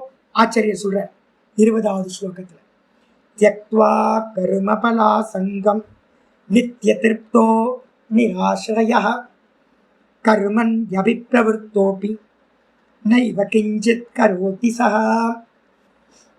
த்யக்த்வா கர்மபலா சங்கம். இந்த ஞானம் உங்களுக்கு பார்க்க ஆரம்பிச்சிட்டிங்கன்னு வச்சுங்க, ஸ்டெப்ஸு போங்க. ஸ்டெப்ஸு போகாமல் தவ்வி போகணும் அப்படின்னு நினச்சிங்கன்னா ஹை ஜம்ப் பண்ணலாம், லாங் ஜம்ப் பண்ணலாம்னு நினச்சிங்கன்னா, பைபாஸ் பண்ணணும்னு நினச்சிங்கன்னா நடக்கவே நடக்காது. அதனால் ஸ்டெப்ஸு நல்லா தெரிஞ்சுக்கணும். கர்மம் பண்ணணும், கர்மத்தை விட்டுறாதீங்க. உங்கள் கர்மத்தை எல்லாத்தையும் பண்ணிக்கிட்டே இருங்க. யாருக்கு? கிரகஸ்தர்களுக்கு. சன்னியாசிகள் இதை எடுத்துக்காதீங்க. இந்த ஸ்லோகம் சன்னியாசிகளுக்கு இல்லை. அப்போ என்ன பண்ணோம்? கிரகஸ்தாசிரமத்தில் இப்போ பாடம் கேட்டுக்கிட்டு இருக்கிற நீங்கள் எல்லாம் என்ன பண்ணுங்க? கர்மத்தை விட்டுறாதீங்க, பேய் மாதிரி வேலை பாருங்க. அதே நேரத்தில் என்ன பண்ண போறீங்க? 2வது ஸ்டெப்பு, எல்லா கர்ம பலன்களும் ஈஸ்வரனுக்கு அர்ப்பணம். எது பண்ணினாலும் சரீரத்தில் ஈஸ்வரார்ப்பணம் பண்ணிக்கிட்டே வாங்க. இது 2வது ஸ்டெப். இதை பண்ண பண்ண பண்ண பண்ண மெதுவாக மனசாந்தி உண்டாயிட்டே இருக்கும். இது நல்லா அபியாசம் பண்ண பண்ண மெதுவாக 3வது ஸ்டெப்புக்கு போங்க. நான் பண்ணலை, உள்ள இருக்கிற அந்தர்யாமி என்னை பண்ண வைக்கிறேன். 3வது ஸ்டெப்பு போங்க. அதுக்கப்புறம் 4வது ஸ்டெப்பு போங்க. என்னது? ஈஸ்வரன் கூட எந்த கர்மத்தையும் பண்ணலை. அப்போ யார் பண்ணுறா? நானும் பண்ணலை, ஈஸ்வரனும் பண்ணலை. யார் பண்ணுறா? இந்த பிரகிருதி தான், மாயை தான் பண்ணுது. இது எல்லாம் மாயாமயம். இதெல்லாம் ஈஸ்வரனோட மாயா காரியம். மெஜிஷியனோட மாயா எப்படி பொய்யானதோ அதே மாதிரி இது எல்லாம் பொய் அப்படின்னு ஞானத்தை அடையணும். ஞானத்தை அடைஞ்சிக்கிட்டு வெளியில் போக முடியுமா? ஞான நிஷ்டைக்கு போக முடியல சுவாமி, ஏதோ கமிட்மெண்ட்டு விட முடியல சுவாமி, சும்மா சாதாரணமாக உட்காந்துட்டு எல்லா கர்மத்தையும் தியாகம் பண்ணிட்டு அகமகமகம்னு அந்த ஸ்புரணத்திலேயே நிற்கலானா முடியல சுவாமி, கமிட்மெண்ட் இருக்கு சுவாமி. அப்போ என்ன பண்ணுங்க அப்படின்னா, தெக்துவா கர்ம பலாசங்கம். என்ன பண்ணுங்க? கர்ம பலன்ல இருக்கக்கூடிய ஆசையை விட்டுட்டு, கர்ம பலன்ல இருக்கக்கூடிய ஆசையை விட்டுட்டு நித்திய திருப்தோ எப்படி இருக்கணும்? போதும், எல்லாம் போதும், வேற எதுவும் இல்லை. வெறும் வந்து பார்த்தீங்கன்னா கர்மத்தை பண்ணிக்கிட்டே இருங்க, பாடி ஆக்ஷன் நடந்துக்கிட்டே இருக்கட்டும், பலனோடு சம்பந்தம் இருக்கக்கூடாது, பலனெல்லாம் பொய்யானது அப்படின்னு நினச்சிக்கிட்டு வந்து பார்த்தீங்கன்னா கர்ம பலனில் இருக்கக்கூடிய பற்றுதலை விட்டுட்டு, கர்ம பலா சங்கம், கர்ம பலனில் இருக்கக்கூடிய பற்றுதலை விட்டுட்டு, அப்போ என்ன அர்த்தம், எங்கேயாவது இந்த ஞானத்தை வச்சுக்கிட்டு நான் வந்து பார்த்தீங்கன்னா புள்ள நல்லா இருக்கணும், வேலை நல்லா இருக்கணும், அதுக்கப்புறம் எனக்கு இது நடக்கணும் அது நடக்கணும் அப்படின்னு ஆசைப்பட்டீங்க அப்படின்னா டீக்ரேட் ஆகிடுங்க. நீங்கள் இந்த ஞானம் உங்களுக்கு போயே சேரணும்னு அர்த்தம். அப்போ என்ன பண்ணணும்னு கேட்டிங்கன்னா, என்ன பண்ணணும், இது எல்லாம் சொப்பனம். நீங்கள் பிறக்கிறதுக்கு முன்னாடி எங்கே இருந்தீங்க? இப்போ தானே ஒரு ஃபார்ம் கிடச்சிருக்கு. கல்யாணம் பண்ணுறதுக்கு முன்னாடி உங்கள் குழந்தைங்களாம் இருந்தாங்களா? இல்லை. அதுக்கப்புறம் உங்கள் பசங்களுக்கு கல்யாணம் ஆகிறதுக்கு முன்னாடி வந்து பார்த்தீங்கன்னா பேர குழந்தைங்க இருந்தாங்களா? இல்லை. அப்போ எல்லாம் டும் டும் டும்னு ஒரு கேரக்டர் வருது. வந்ததுக்கு பிறகு நம்ம என்ன பண்ணுறோம், தூக்கத்துலேயும் இல்லை, யாருமே இல்லை தூக்கத்தில். நம்ம என்ன பண்ணிட்டோம், ஜாகிரதத்தில் வந்து பார்த்தீங்கன்னா பெரிய அபிமானத்தை அனுப்பிச்சிட்டோம். சொப்பனத்துலேயும் யாரும் இல்லை, தூக்கத்துலேயும் யாரும் இல்லை, நான் பிறக்கிறதுக்கு முன்னாடியும் யாரும் இல்லை. ஆனால் பிறந்ததுக்கு பிறகு வந்து பார்த்தீங்கன்னா எல்லாத்துலேயும் அட்டாச்மெண்ட் என்னோடது. போகும்போது எப்படி போவீங்க? உங்களை சுடுகாட்டு கொண்டு போகும்போது எல்லாம் கூடயே வருவாங்களா? யாரும் வரமாட்டாங்க, எல்லாம் முடிஞ்சு போச்சு, தனியாக போகணும். அப்போ தனியாக வந்தோம், தனியாக போகணும். அதுக்குள்ளார வந்து பார்த்தீங்கன்னா ஏகப்பட்ட மோகம். கேரக்டர் வந்து பார்த்தீங்கன்னா டைரக்டர் எப்போ கேரக்டரை முடிச்சுக்கிறாரோ அவர் எப்போ வேணால் முடிச்சுடுவார். நம்ம கையில் இருக்கலையே இல்லை, யார் வேணாலும் எலிமினேட் பண்ணி விட்டுருவார். முடிச்சு போச்சு. மேலேருந்து குடுமையை என்ன பண்ணுவார், குடுமையை பிடிச்சி போதும்பா நீ இருந்தது அப்படின்னு தூக்கிடுவார். தூக்குனதுக்கு பிறகு வந்து பார்த்தீங்கன்னா இல்லாமல் போயிடும்.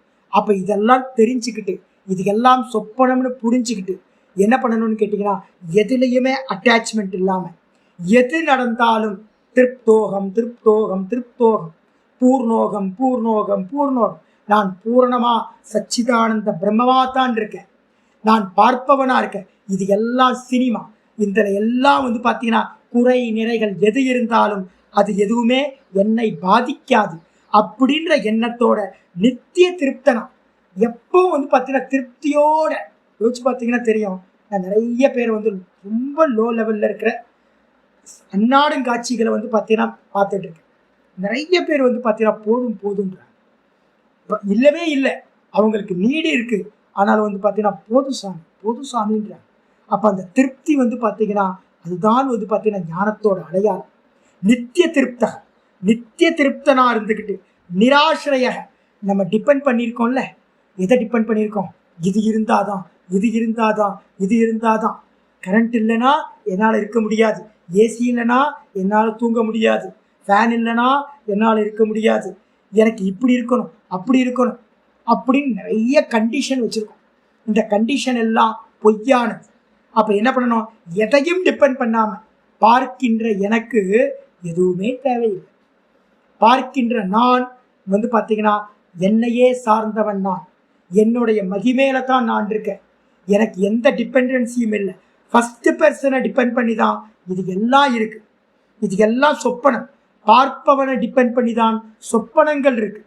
சொப்பனத்தை டிபெண்ட் பண்ணி பார்க்கிறவன் இல்லை அப்படின்னு நல்லா புரிஞ்சுக்கிட்டு இதை எதையுமே சாராமல் எதையுமே டிபெண்ட் பண்ணாமல் நிராசிரிய, எதையும் சாராமல் நிராசிரியமாக இருந்துக்கிட்டு கர்மணி அபிப்பிரவிருத்தோடு, கர்மத்தில் வந்து பார்த்தீங்கன்னா பிரவருத்தி பண்ணிக்கிட்டு இருக்கும் போது கூட என்ன பண்ணணும், நான் நான் நான் நான் அகர்த்தா அகர்த்தா அகர்த்தா அப்படின்ற எண்ணத்தோட எவன் இருக்கிறானோ, 18வது ஸ்லோகத்தை இங்கே கொண்டு வந்திருக்கு.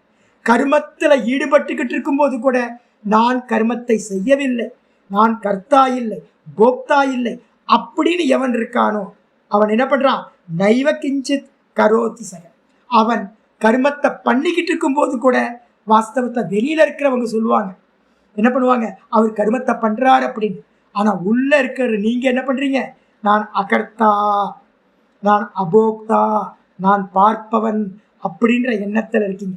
அதனால் அப்படி பார்க்கிறவன் என்ன பண்ணுறான், கிஞ்சித்து நயேவ கரோத்தி சக, அவன் எந்த ஒன்றையும் செய்யவே இல்லை. அப்போ கிரகஸ்தாசிரமத்தில் இருந்துக்கிட்டு இந்த பாவனையோடத்தான் உங்கள் கமிட்மெண்ட்டை பண்ணிக்கிட்டு இருக்கணும். யாருக்காக, உங்களுக்காக இல்லை. உங்களுக்காக நீங்கள் கர்மம் பண்ணினீங்கன்னா பந்தப்பட்டுருவீங்க. அப்போ யாருக்காக, உங்கள் ஒய்ஃபோ உங்கள் ஹஸ்பண்டோ இல்லை வேற யாரோ உங்கள் அப்பா அம்மாவோ உங்களை டிபெண்ட் பண்ணியிருக்காங்க. அவங்களுக்காக கர்மம் பண்ணிக்கிட்டே இருக்கிறது, இந்த லோக்கத்துக்காக கர்மம் பண்ணிக்கிட்டே இருக்கிறது. ஆனால் இவன் அளவில் கர்மம் நடக்கவே இல்லை அப்படின்னு 20வது ஸ்லோகம். ஒருவேளை எந்த கமிட்மெண்ட்டும் இல்லை சாமி, எந்த கமிட்மெண்ட்டும் இல்லை. எனக்கு பார்த்தீங்கன்னா 2-3 சாதுக்கள் தெரியும். சின்மயான சுவாமிகிட்ட பார்த்தீங்கன்னா ஒரு சுவாமி இருந்தார். ஏன்னா சந்திரமௌலின்னு ஒரு ஃபேமஸ், நிறைய பேருக்கு தெரியும், தயானந்த ஆசிரமத்தோட கனெக்ஷனில் இருக்கிறவங்களுக்கு தெரியும். சந்திரமௌலின்னு ஒரு சுவாமி இருந்தார், பிரம்மச்சாரி. அவர் என்ன பண்ணுவார் அப்படின்னு கேட்டிங்கன்னா, சன்னியாச கிரியா பார்த்தீங்கன்னா நடந்துகிட்டு இருக்கும். சன்னியாச கிரியா சுவாமி தயானந்த சுவாமி என்ன பண்ணுவார், கங்கை கரையில் வச்சு ரிஷிகேஷில் நிறைய பேருக்கு சன்னியாச கிரியா கொடுப்பார். நான் என்ன பண்ணுவேன்னு கேட்டிங்கன்னா, நான் ஆரம்பத்தில் இதெல்லாம் தெரிஞ்சுக்கணும், என்ன நடக்குது என்ன பண்ணுறாங்கன்னு தெரிஞ்சுக்கணும்னு ரொம்ப க்யூரியாசிட்டி. அதனால் நான் என்ன பண்ணுவேன், சேவா பண்ணுறதுக்கு அந்த சன்னியாசம் எடுக்கிறவங்களாம் சீனியராக இருப்பாங்க, அவங்களுக்கெல்லாம் கூட போய் எல்லாம் ஹெல்ப் பண்ணிகிட்டு இருப்பேன். சந்திரமௌலியோ என்ன பண்ணுவாருன்னு கேட்டிங்கன்னா ரொம்ப சூப்பர் சீனியர். சின்மயான சுவாமியோட சிஷ்யர் தயானந்த சுவாமியோட கூடவே இருந்தவர் நீண்ட காலம்.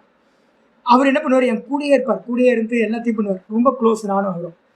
என்ன பண்ணுவோம் அப்படின்னு கேட்டிங்கன்னா, சன்னியாச கிரியா நடக்கும்போது அது எல்லாத்துக்கும் அதுக்கு முன்னாடி இருக்கிற கருமாலெல்லாம் கூட இருக்கலாம். அந்த சன்னியாச கிரியா தூரத்தில் நடக்கும், நம்மளை பக்கத்தில் விட மாட்டார்.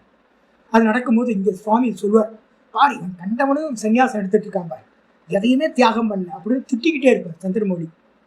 அப்போ என்ன ஆச்சரியம் அப்படின்னா, நான் கேட்பேன், சுவாமி அப்போ எல்லா சன்னியாசம் எடுக்கிறாங்கல்ல சாமி, நீங்கள் ஏன் சுவாமி எடுக்கல அப்படின்னு கேட்டால் அவர் சொல்லுவார், சந்நியாசம் அப்படின்றது ரொம்ப பெருசு.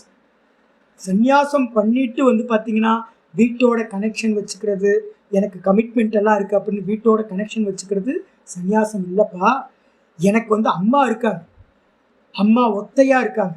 இப்போ நான் சந்நியாசம் எடுத்தேன், நான் வீட்டுக்கு போகக்கூடாது. சந்நியாசம் எடுத்துட்டு அம்மாவை பரிதவிக்க விடுறது எனக்கு ஆகாது.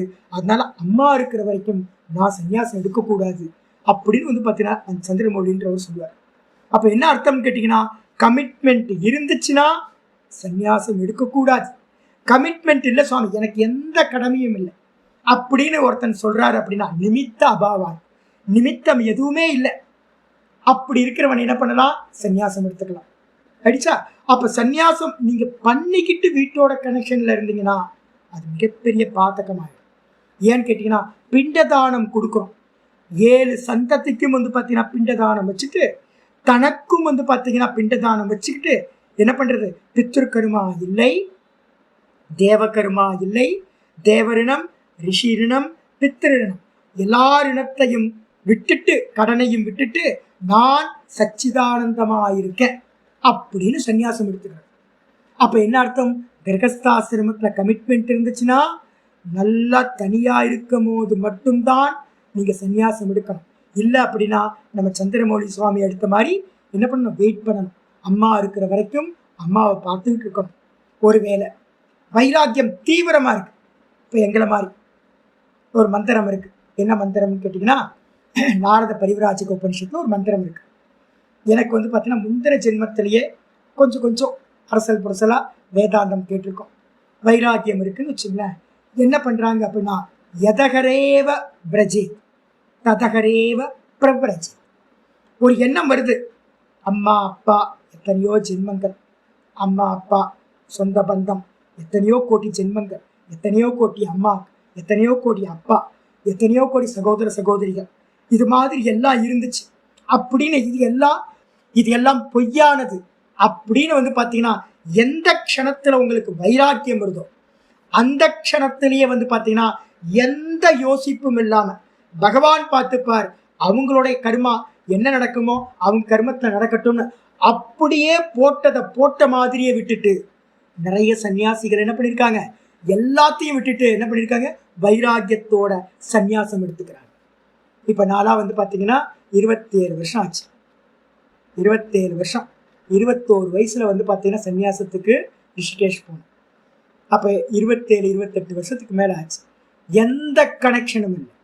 நிறைய சன்னியாசிகள் ரிஷிகேஷ்லேயும் ஹரித்வார்லேயும் என்னோட சிஷ்யர்கள் இருக்காங்க. அவங்களும் பார்த்தீங்க அப்படின்னா எந்த கனெக்ஷனும் இல்லாமல் இருக்காங்க. அப்போ என்ன அர்த்தம், விட்டா விட்டது. எப்படி விட்டா, யோக வாசிஷ்டத்தில் அதே மாதிரி யோக பாஷ்யத்துல, யோக சூத்திர பாஷ்யத்துல வசிஷ்டர் சொல்றார், யோக வாசிஷ்டத்துல. வியாசர் பாத்தீங்கன்னா யோக சூத்திர பாஷ்யத்துல சொல்றார் என்ன அப்படின்னா, சந்நியாசம் எடுத்துட்டு இந்த வாழ்க்கைக்கு வந்துட்டு எல்லாத்தையும் தியாகம் பண்ணிட்டு திரும்ப நீங்க போய் டச் பண்ணினீங்க அப்படின்னா ஃபேமிலியை, வாந்தாசி விருத்தம் அப்படின்னு ஒரு வேர்டு யூஸ் பண்ற. வாந்தாசி விருத்தம்னா என்ன அர்த்தம்? வாமிட் பண்ணத சாப்பிடுற தன்மையுடையது. எது? நாய். நாய் மட்டும்தான் வாமிட் பண்ணும், சாப்பிடும், வாமிட் பண்ணும், சாப்பிடும். அது மாதிரி பாத்தீங்கன்னா வாந்தாசி விருத்தம், நாய் மாதிரி வாழ்க்கை அப்படின்னு பெரியவங்க பாத்தீங்கன்னா கிரிட்டிசைஸ் பண்ணியிருக்காங்க. அப்ப நல்ல திருட வைராக்கியம் இருந்தா மட்டும்தான் சந்நியாசம் எடுக்கணும். திருட வைராக்கியம் இல்லை அப்படின்னா என்ன பண்ணணும்? இந்த உலகத்துக்கு காட்டுற மாதிரி சந்நியாசம் எடுக்கக்கூடாது. அது கப்படதாரி ஆயிடும், வேஷதாரியா பாக்கண்டியா போயிடும், மிகப்பெரிய பாப்பமாயிடும், ஒத்த பனைமரமா பிறப்போன்னு ஸ்மிருதியில சொல்லப்பட்டிருக்கு. நல்ல ஞாபகம் வச்சுக்கணும். ஃபேமிலியோட கனெக்ஷன் இருக்கிற சன்னியாசி அடுத்த ஜென்மத்தில் என்ன ஆவான் அப்படின்னா எங்கேயாவது வெட்ட வெளியில ஒத்த பனைமரமா இருக்கும். பார்த்துருக்கீங்களா? எங்கேயாவது போகும்போது பார்த்துருப்பீங்க நீங்க, என்னடா இது இந்த இடத்துல தனியா ஒரு பனைமரம் இருக்கே அப்படின்னு. அந்த மாதிரி அந்த பனைமரம் யாரு? ஏதோ ஒரு ஜென்மத்துல சந்நியாசம் எடுத்துட்டு வீட்டோட கனெக்ஷன் வச்சிருந்தவன் எல்லாம் அந்த ஒத்த பனைமரமா பிறப்பான். யோசிச்சு பாருங்க. இது மாதிரிலாம் ஸ்மிருதிகள் சொல்லப்படுது. கர்மத்தோட பலன் அது.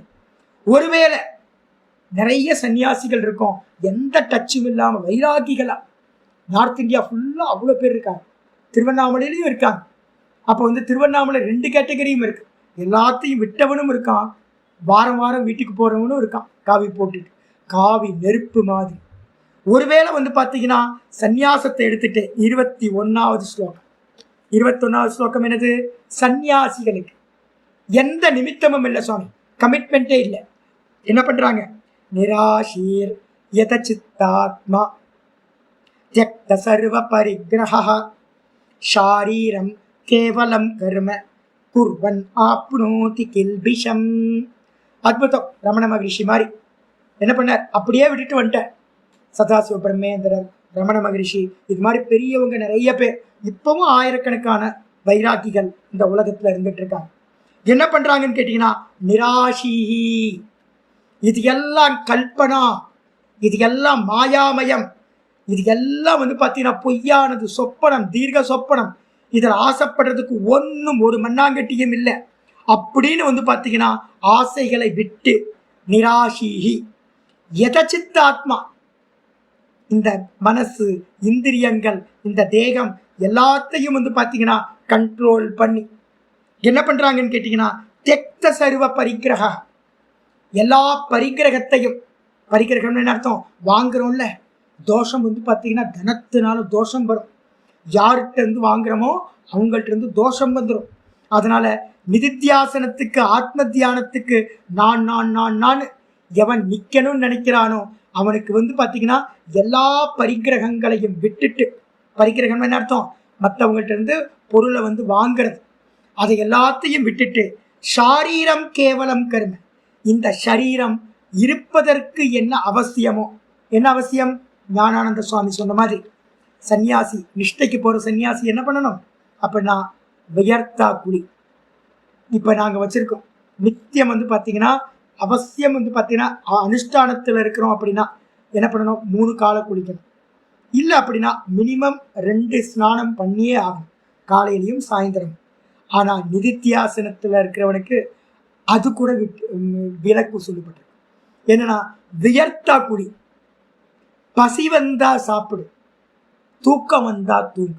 இப்போ நம்ம மணிக்கு ஏற்ற மாதிரி சாப்பிட்றோமா? 12 மணி ஆச்சு சாப்பிட்ருவோம், 8 மணி ஆச்சு சாப்பிட்ருவோம், தூக்கம் 10 மணி ஆச்சு தூங்கிடுவோம். எல்லாம் மணி அடித்த மாதிரி பண்ணிக்கிட்டு இருக்கோம். ஆனால் நிதித்தியாசனத்தில் இருக்கிறவனுக்கு எந்த கர்மமும் இல்லை, சதா அகமகமகமகம்ன்ற ஸ்புரணத்திலேயே இருக்கிற. மீது எந்த கர்மமும் பண்ணாம சரீரத்தை நிற்க வைக்கிறதுக்கு. எதுக்கு சரீரம் நிற்கணும்? சரீரம் நிற்கிறது எதுக்கு அப்படின்னு கேட்டிங்கன்னா தான் தான் தான்ல நிற்கிற வரைக்கும் சரீரம் வேணும். அப்போ தான் தான் தான் தான் தான்ல நிற்கிற வரைக்கும் சரீரத்திலே இருந்துட்டு, பசிச்சா போய் பிக்ஷா எடுத்து சாப்பிடு, தூக்கம் வந்தா தூங்கு. இவள் தான் சொல்லப்பட்டிருக்கு. அப்போ கேவலம் கர்ம, சாரீரம் கேவலம் கர்ம, சரீரம் நிலைத்து நிற்பதற்கு எந்த கர்மா அவசியம் இருக்கோ, கானா பீனா சோனா, சாப்பிட்றது, குடிக்கிறது, தூங்குறது. நார்த் இந்தியாவில் சொல்லுவாங்க கானா பீனா சோனா. இதுக்கு அந்நியமா எந்த கர்மத்தையும் பண்ணாம எவன் இருக்கானோ, குருவன் அப்பி ஆப்னோதி கில்பிஷம், அவன் அந்த பிக்ஷா எடுக்கிறான், அவனுக்குன்னு சின்ன சின்ன கர்மங்கள் இருக்கும், அந்த கர்மத்தை பண்ணிட்டு இருந்தாலும் அவன் பாப்பத்தை அடைவதில்லை அப்படின்னு தெளிவா சொல்லியிருக்கு. அப்ப 20வது ஸ்லோகம் கிரகஸ்தர்களுக்கு, 21வது ஸ்லோகம் சந்நியாசி. அதே பாத்தீங்கன்னா 22வது ஸ்லோகம் பாருங்க. யதுருச்சாலாப சந்துஷ்டஹ துவந்த்வாதீதோ விமத்சரஹ சமசித்தாவசித்தௌச்ச கிருத்வாபி ந நிபத்யதே. இதுவும் பாத்தீங்க அப்படின்னா யாருக்கு? சன்னியாசிக்கு தான். நிதித்தியாசனத்தில் இருக்கிற பரிவிராஜக சன்னியாசி, சிரவணம் மனனம். இப்போ நீங்க எல்லாம் தட்சிணா போட்ட நான் எடுத்துக்கிறேன்ல, 2 காரியத்துக்காக தட்சிணையை ஸ்வீகாரம் பண்றேன். ஏன் அப்படின்னா, ஒன்று பார்த்தீங்க அப்படின்னா இந்த வித்யா உங்களுக்கு பலித்தமாகணும், அதுக்காக பார்த்தீங்க அப்படின்னா உங்களோட சேவையா நீங்க பண்ற குரு தட்சணையை நான் என்ன பண்றேன்? ஸ்வீகாரம் பண்ணிக்கிறேன்.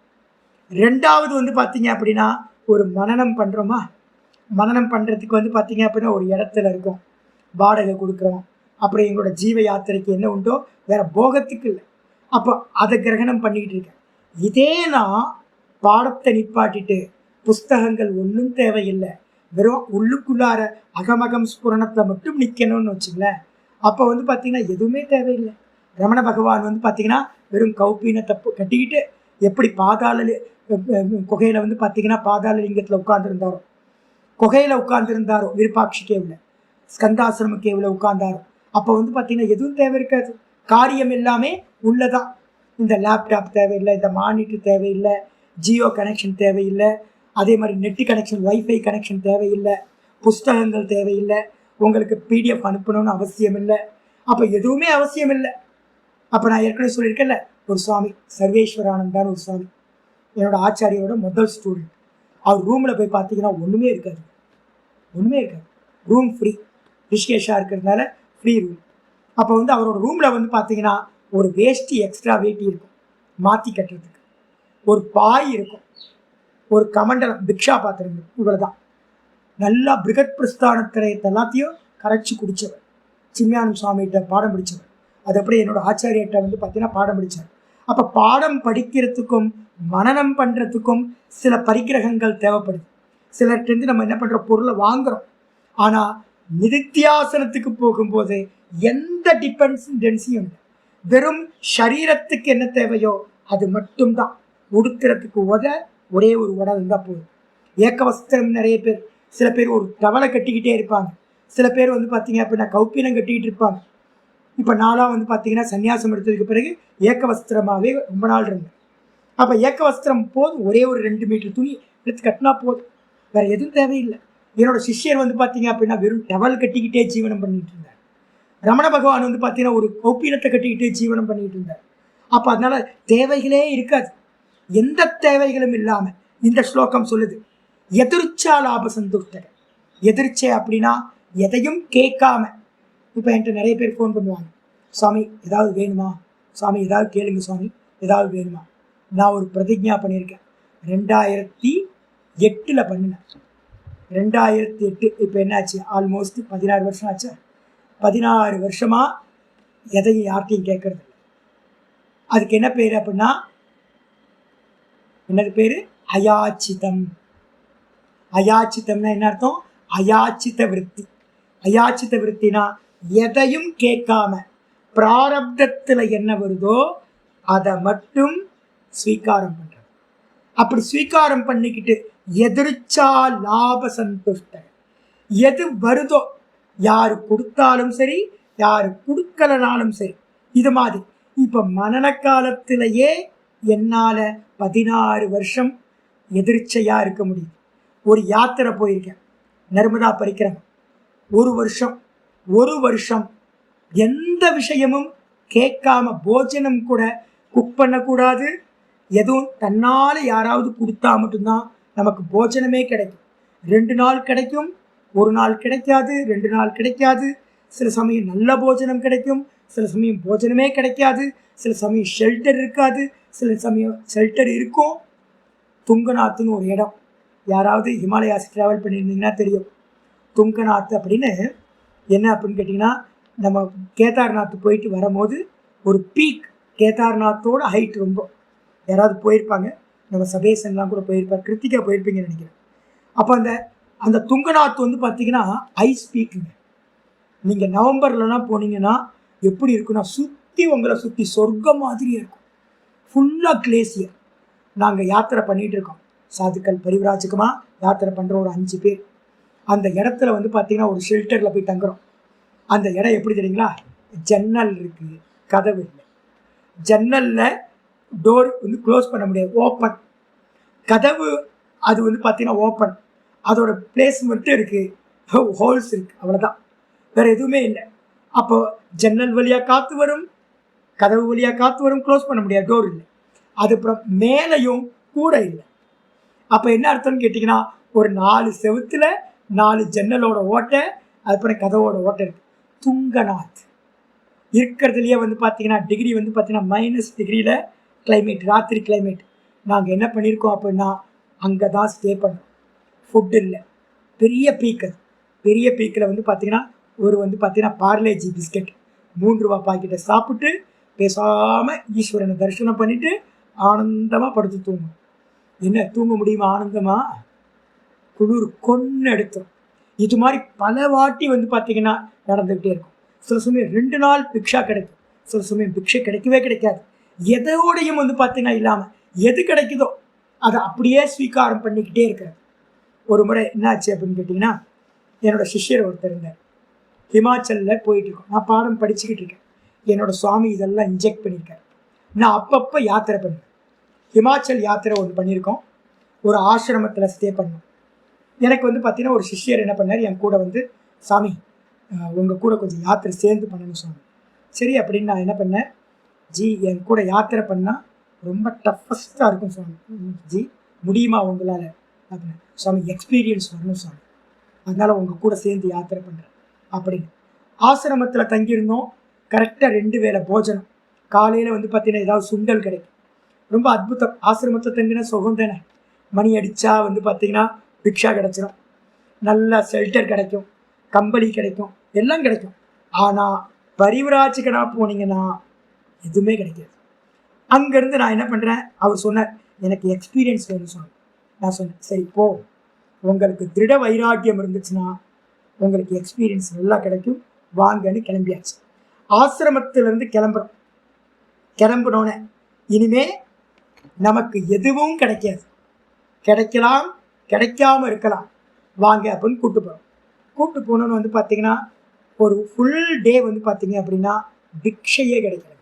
நாங்கள் ட்ராவல் பண்ணுறோம், ஏரியாவே இல்லை, அந்த இடத்துல ஏரியாவே இல்லை, பிக்ஷை வாங்குறதுக்கு கூட இடமே இல்லை. கையில் பணம் கொஞ்சம் இருக்குது, ஆனால் பணத்தை கொடுத்து வந்து பார்த்திங்கன்னா எந்த பக்ஷணமும் வாங்குறதுக்கு கூட எந்த பக்ஷண கடையும் கூட கிடைக்கல, ஒரு பழங்கள் கிடைக்கல. இப்படியே ட்ராவல் பண்ணுறோம்.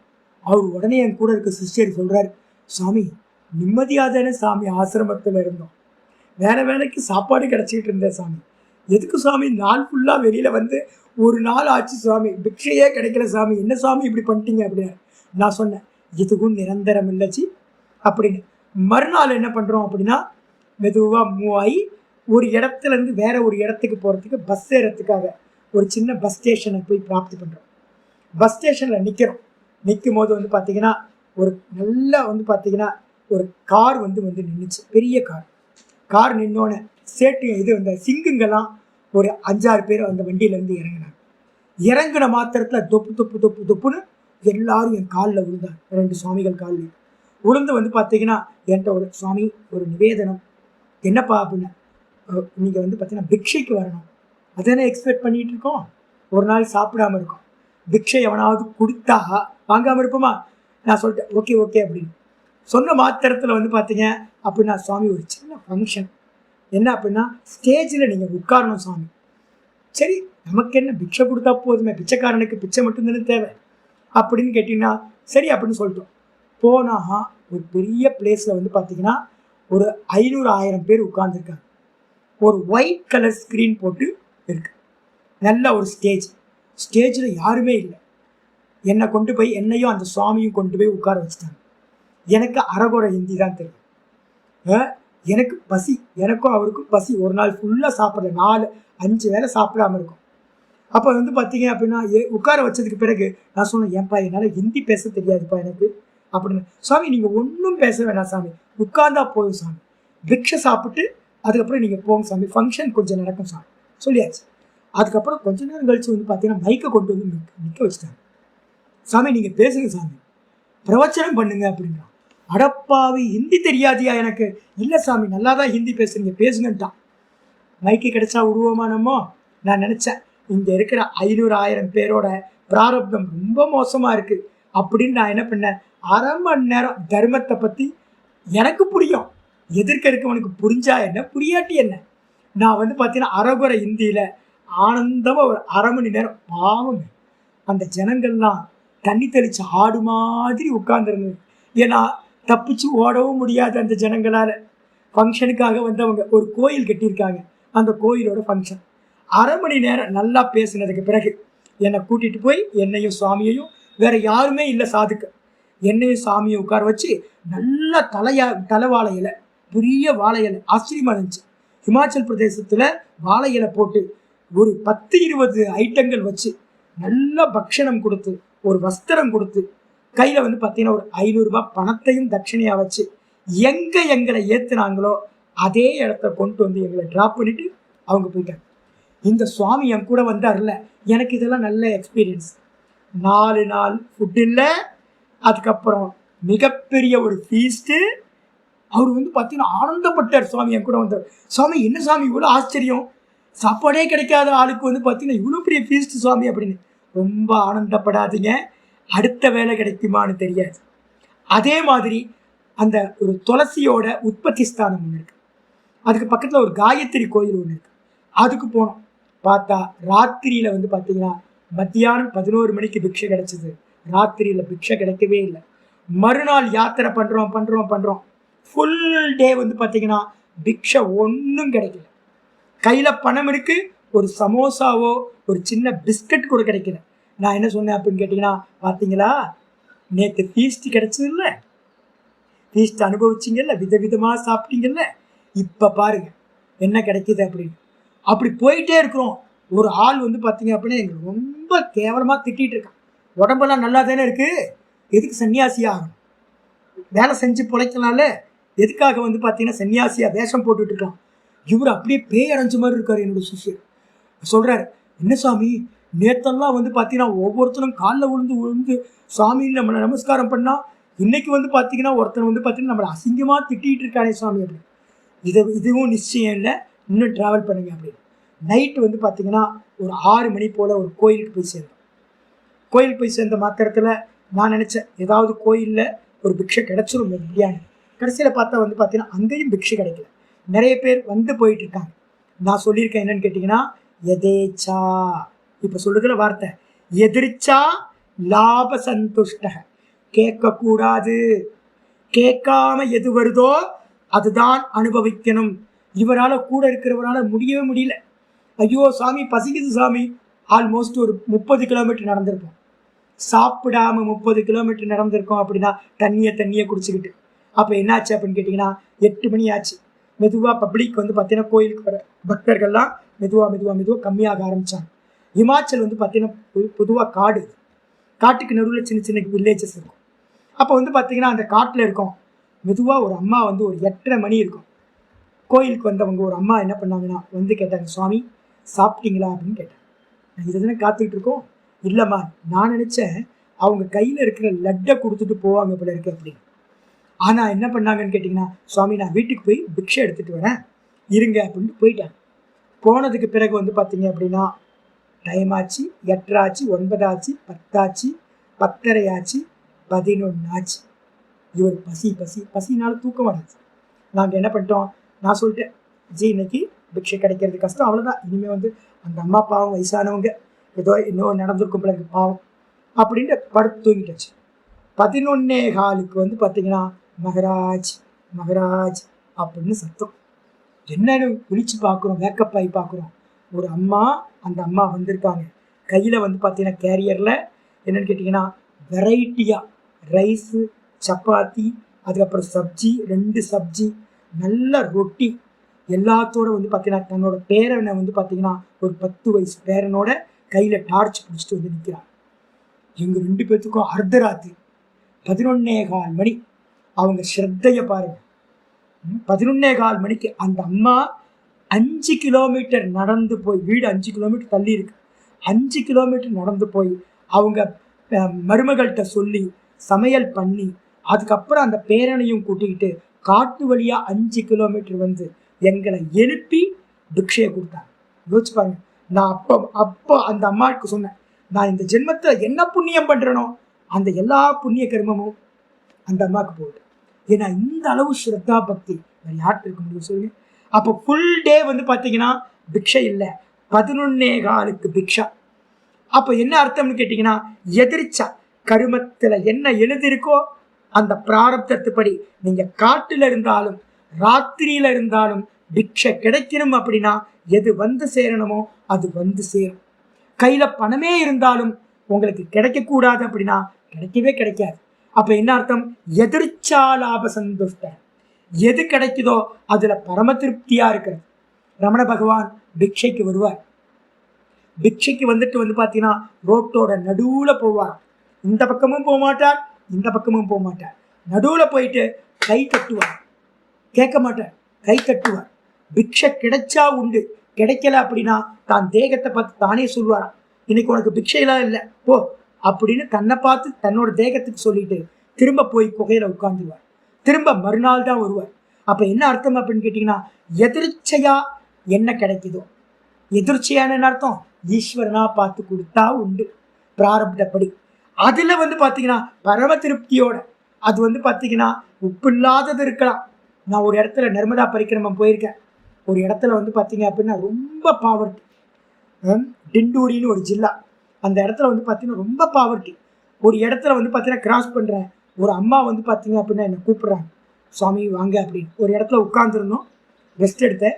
ரெஸ்ட் எடுத்தோன்னே அந்த வீடு வந்து பார்த்தீங்கன்னா யாரும் இல்லை, ஒரு அம்மா ஒரு பொண்ணு மட்டும் இருந்தாங்க.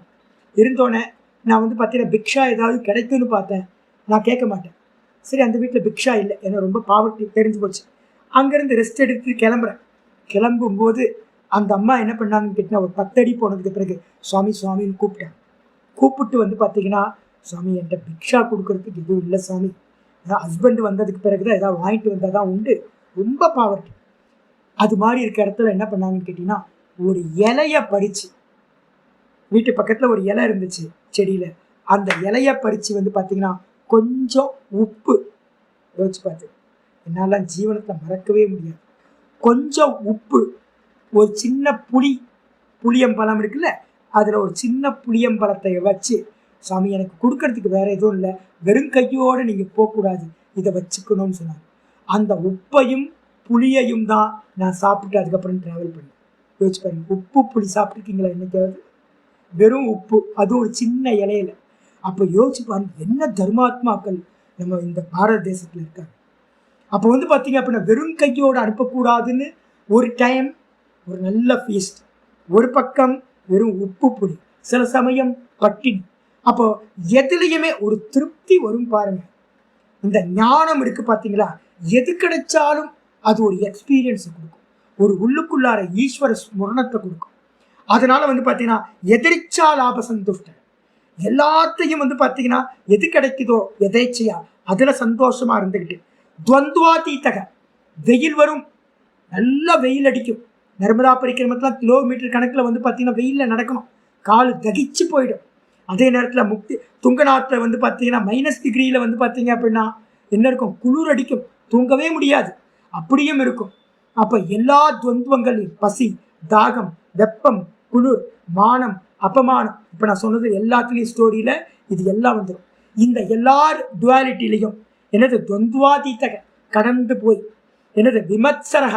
விமத்சரகன்றதுக்கு அர்த்தம் வந்து பார்த்தீங்கன்னா ஆச்சாரியார் சொல்கிறார், எல்லாத்துலேயும் வந்து பார்த்தீங்கன்னா எந்த கெட்ட எண்ணமும் இல்லாமல், பொறாமை இல்லாமல், யாரை பார்த்தும் வந்து பார்த்தீங்கன்னா ப்ளேம் பண்ணாமல், என்ன பண்றது, பொறாமை உணர்ச்சியோ பிளேமிங்கோ எதுவுமே இல்லாதவனா சமசித்தாவ சித்த, எது கிடைச்சாலும் எது கிடைக்கலனாலும் எது சித்தியானாலும் எது சித்தமாகலனாலும் சமத்துவ புத்தியோட இருக்கிறவன். ச கிருத்வாபி ந நிபத்தியதே, அவன் எந்த கருமத்தை செய்தாலும் கூட அந்த கருமங்களால் பந்தப்படுவதில்லை. இதுதான் ஞானத்தோட உச்சமானது. அப்ப பரிவிராஜக சன்னியாசி இந்த விதமா இருக்கணும் அப்படின்னு. ஆனா நீங்க வீட்டுல இருக்கீங்கல்ல, ஏதோ நிமித்தம், அப்ப என்ன பண்ணிக்கலாம், துவந்தத்தெல்லாம் பாத்தீங்கன்னா வெயில் அடிச்சுதான் ஃபேன் போட்டுக்கலாம், ஏசி போட்டுக்கலாம். அதுக்கப்புறம் பாத்தீங்கன்னா பசி எடுத்தா சாப்பிட்டுக்கலாம். அப்ப வீட்டுல இருந்துகிட்டு ஞானத்தோட இருக்கிறதுக்கும் வீட்டை விட்டு சந்நியாசமா பரிவிராஜகமா நிஷ்டைக்காக போறதுக்கும் டிஃபரன்ஸ் இருக்கு. வீட்டில் இருந்துகிட்டு இருந்தீங்கன்னா ஞானத்தோட இருக்கலாம், ஆனா சன்னியாசியா போனா ஞான நிஷ்டையை அடையலாம். அதனால பாத்தீங்கன்னா வீட்டில் இருக்கிறதுன்றது பாத்தீங்கன்னா ஞான நிஷ்டையை கொடுக்கவே கொடுக்காது, ஆனா ஞானத்தோட இருக்கலாம். பெரியவங்க நிறைய பேர் வீட்டில் இருந்துகிட்டு கிரகஸ்த ஞானிகளா இருந்திருக்காங்க. ஆனா ஆத்மானுபூதிக்கு நிஷ்டைக்கு போகணும் அப்படின்னா சர்வ பரித்தியாகம் செய்தே ஆகணும். அப்பதான் பாத்தீங்கன்னா இது எல்லாம் உதாசீனப்படுத்திட்டு நான்ல நிற்க முடியும் அப்படின்னு புரிஞ்சுக்கணும். இதுக்கப்புறம் இருக்கிறத நாளைக்கு பார்க்கலாம். ஓம் பூர்ணமத பூர்ணமிதம் பூர்ணாத் பூர்ணமுதச்யதே பூர்ணஸ்ய பூர்ணமாதாய பூர்ணமேவாவசிஷ்யதே. ஓம் சாந்தி சாந்தி சாந்தி. ஹரி ஓம். ஸ்ரீ குருப்யோ நமः. ஹரி ஓம். ஓம் கீதா சாஸ்திரமிதம் புண்ணியம் யப்பட்டேத பிரயத புமான் விஷ்ணோ பதமவாப்னோதி பஜசோகாதிவர்ஜிதः. கீதாத்யஜனசீலஸ்ய பிராணாயாம பரஸ்ய ச நைவ சந்தீஹி பாபானி பூர்வஜன்ம கிருதானி ச மலநிர்மோச்சனம் பும்சாம் ஜனஸ்நானம் தினே தினே சகிருத் கீதாம்பசி ஸ்நானம் சம்சாரமலநாசனம். கீதாசு கீதா கர்த்தவ்யா கிமன்யை சாஸ்திர விஸ்தரைஹி யா ஸ்வயம் பத்மநாபஸ்ய முகபத்மாத் வினிஸ்ருதா பாரதாமிருத சர்வஸ்வம் விஷ்ணோவக்ராத் வினிஸ்ருதம். கீதா கங்கோதகம் பீத்வா புனரஜன்மன வித்யதே வித்யதே. சர்வோபனிஷதோ காவः தோக்தா கோபாலநந்தனः பார்த்தோ வத்ச சுதீர்போக்தா துக்தம் கீதாமிருதம் மகத். ஏகம் சாஸ்திரம் தேவகீ புத்திர கீதம் ஏகோ தேவோ தேவகீ புத்திர ஏவ. ஏகோ மந்திரஸ்தஸ்ய நாமானி யானி கர்மாப்யேகம் தஸ்ய தேவஸ்ய சேவா. இது ஸ்ரீமத் பகவத்கீதா மாஹாத்மியம் சம்பூர்ணம். ஓம் ஸ்ரீ கிருஷ்ணாய பரமாத்மனே நமः. ஸ்ரீ கிருஷ்ண கிருஷ்ண கிருஷ்ண. காயேன வாச்சா மனசேந்திரியைர்வா புத்யாத்மனா வா பிரகிருதேர் ஸ்வபாவாத் கரோமி யத்யத் சகலம் பரஸ்மை நாராயணாயேதி சமர்ப்பயாமி. ஓம் தத்சத். இது பரபிரம்மார்ப்பணமஸ்து. நாராயண நாராயண நாராயண. நமஸ்காரம் நமஸ்காரம். எல்லாம் கிராஸ் ஆகி போயிட்டே இருக்கும், எல்லாம் கிராஸ் ஆகி போயிட்டே இருக்கும். பிராரப்தம் புஷ்யதி வபு. உங்க பிராரப்தம் உங்க தேகத்தை காப்பாற்றும். செத்து போயிருக்கிறதுனா நான் எத்தனையோ முறை செத்து போயிருக்கேன். இப்போ உங்க முன்னாடி உட்காந்து பேசிட்டு இருக்கேன்ல, அப்போ என்ன அர்த்தம்னு கேட்டிங்கன்னா, இந்த தேகத்தை காப்பாற்றுறது நீங்களோ வேற யாரும் இல்லை, பகவான் பிராரப்தத்தை கொடுக்கறது மூலமா இந்த தேகத்தை போஷாக்கு பண்றார். அதனால பயமே பயப்படாதீங்க, எல்லா பயத்தையும் தூக்கி ஓரமா போடும். ரொம்ப ரிலாக்ஸா எல்லாம் சொப்பனம் எல்லாத்தையும் பாஸ் பண்ணிக்கிட்டே போங்க. ஜெருகண்டின்னு எல்லாத்தையும் தள்ளி விட்டுக்கிட்டே இருக்கு. Pass pass pass pass. ஒன்றும் இல்லை, நான் பார்க்குற நான் மாத்திரம் சத்தியம், மற்றதெல்லாம் சொப்பனம். மனசுல திடமா வச்சுங்க. எது வந்தாலும் இக்னோர் பண்ணி தூக்கி போடுங்க, உதாசீனப்படுத்திக்கிட்டே. ஒன்றும் சத்தியம். சரியா? நமஸ்காரம்.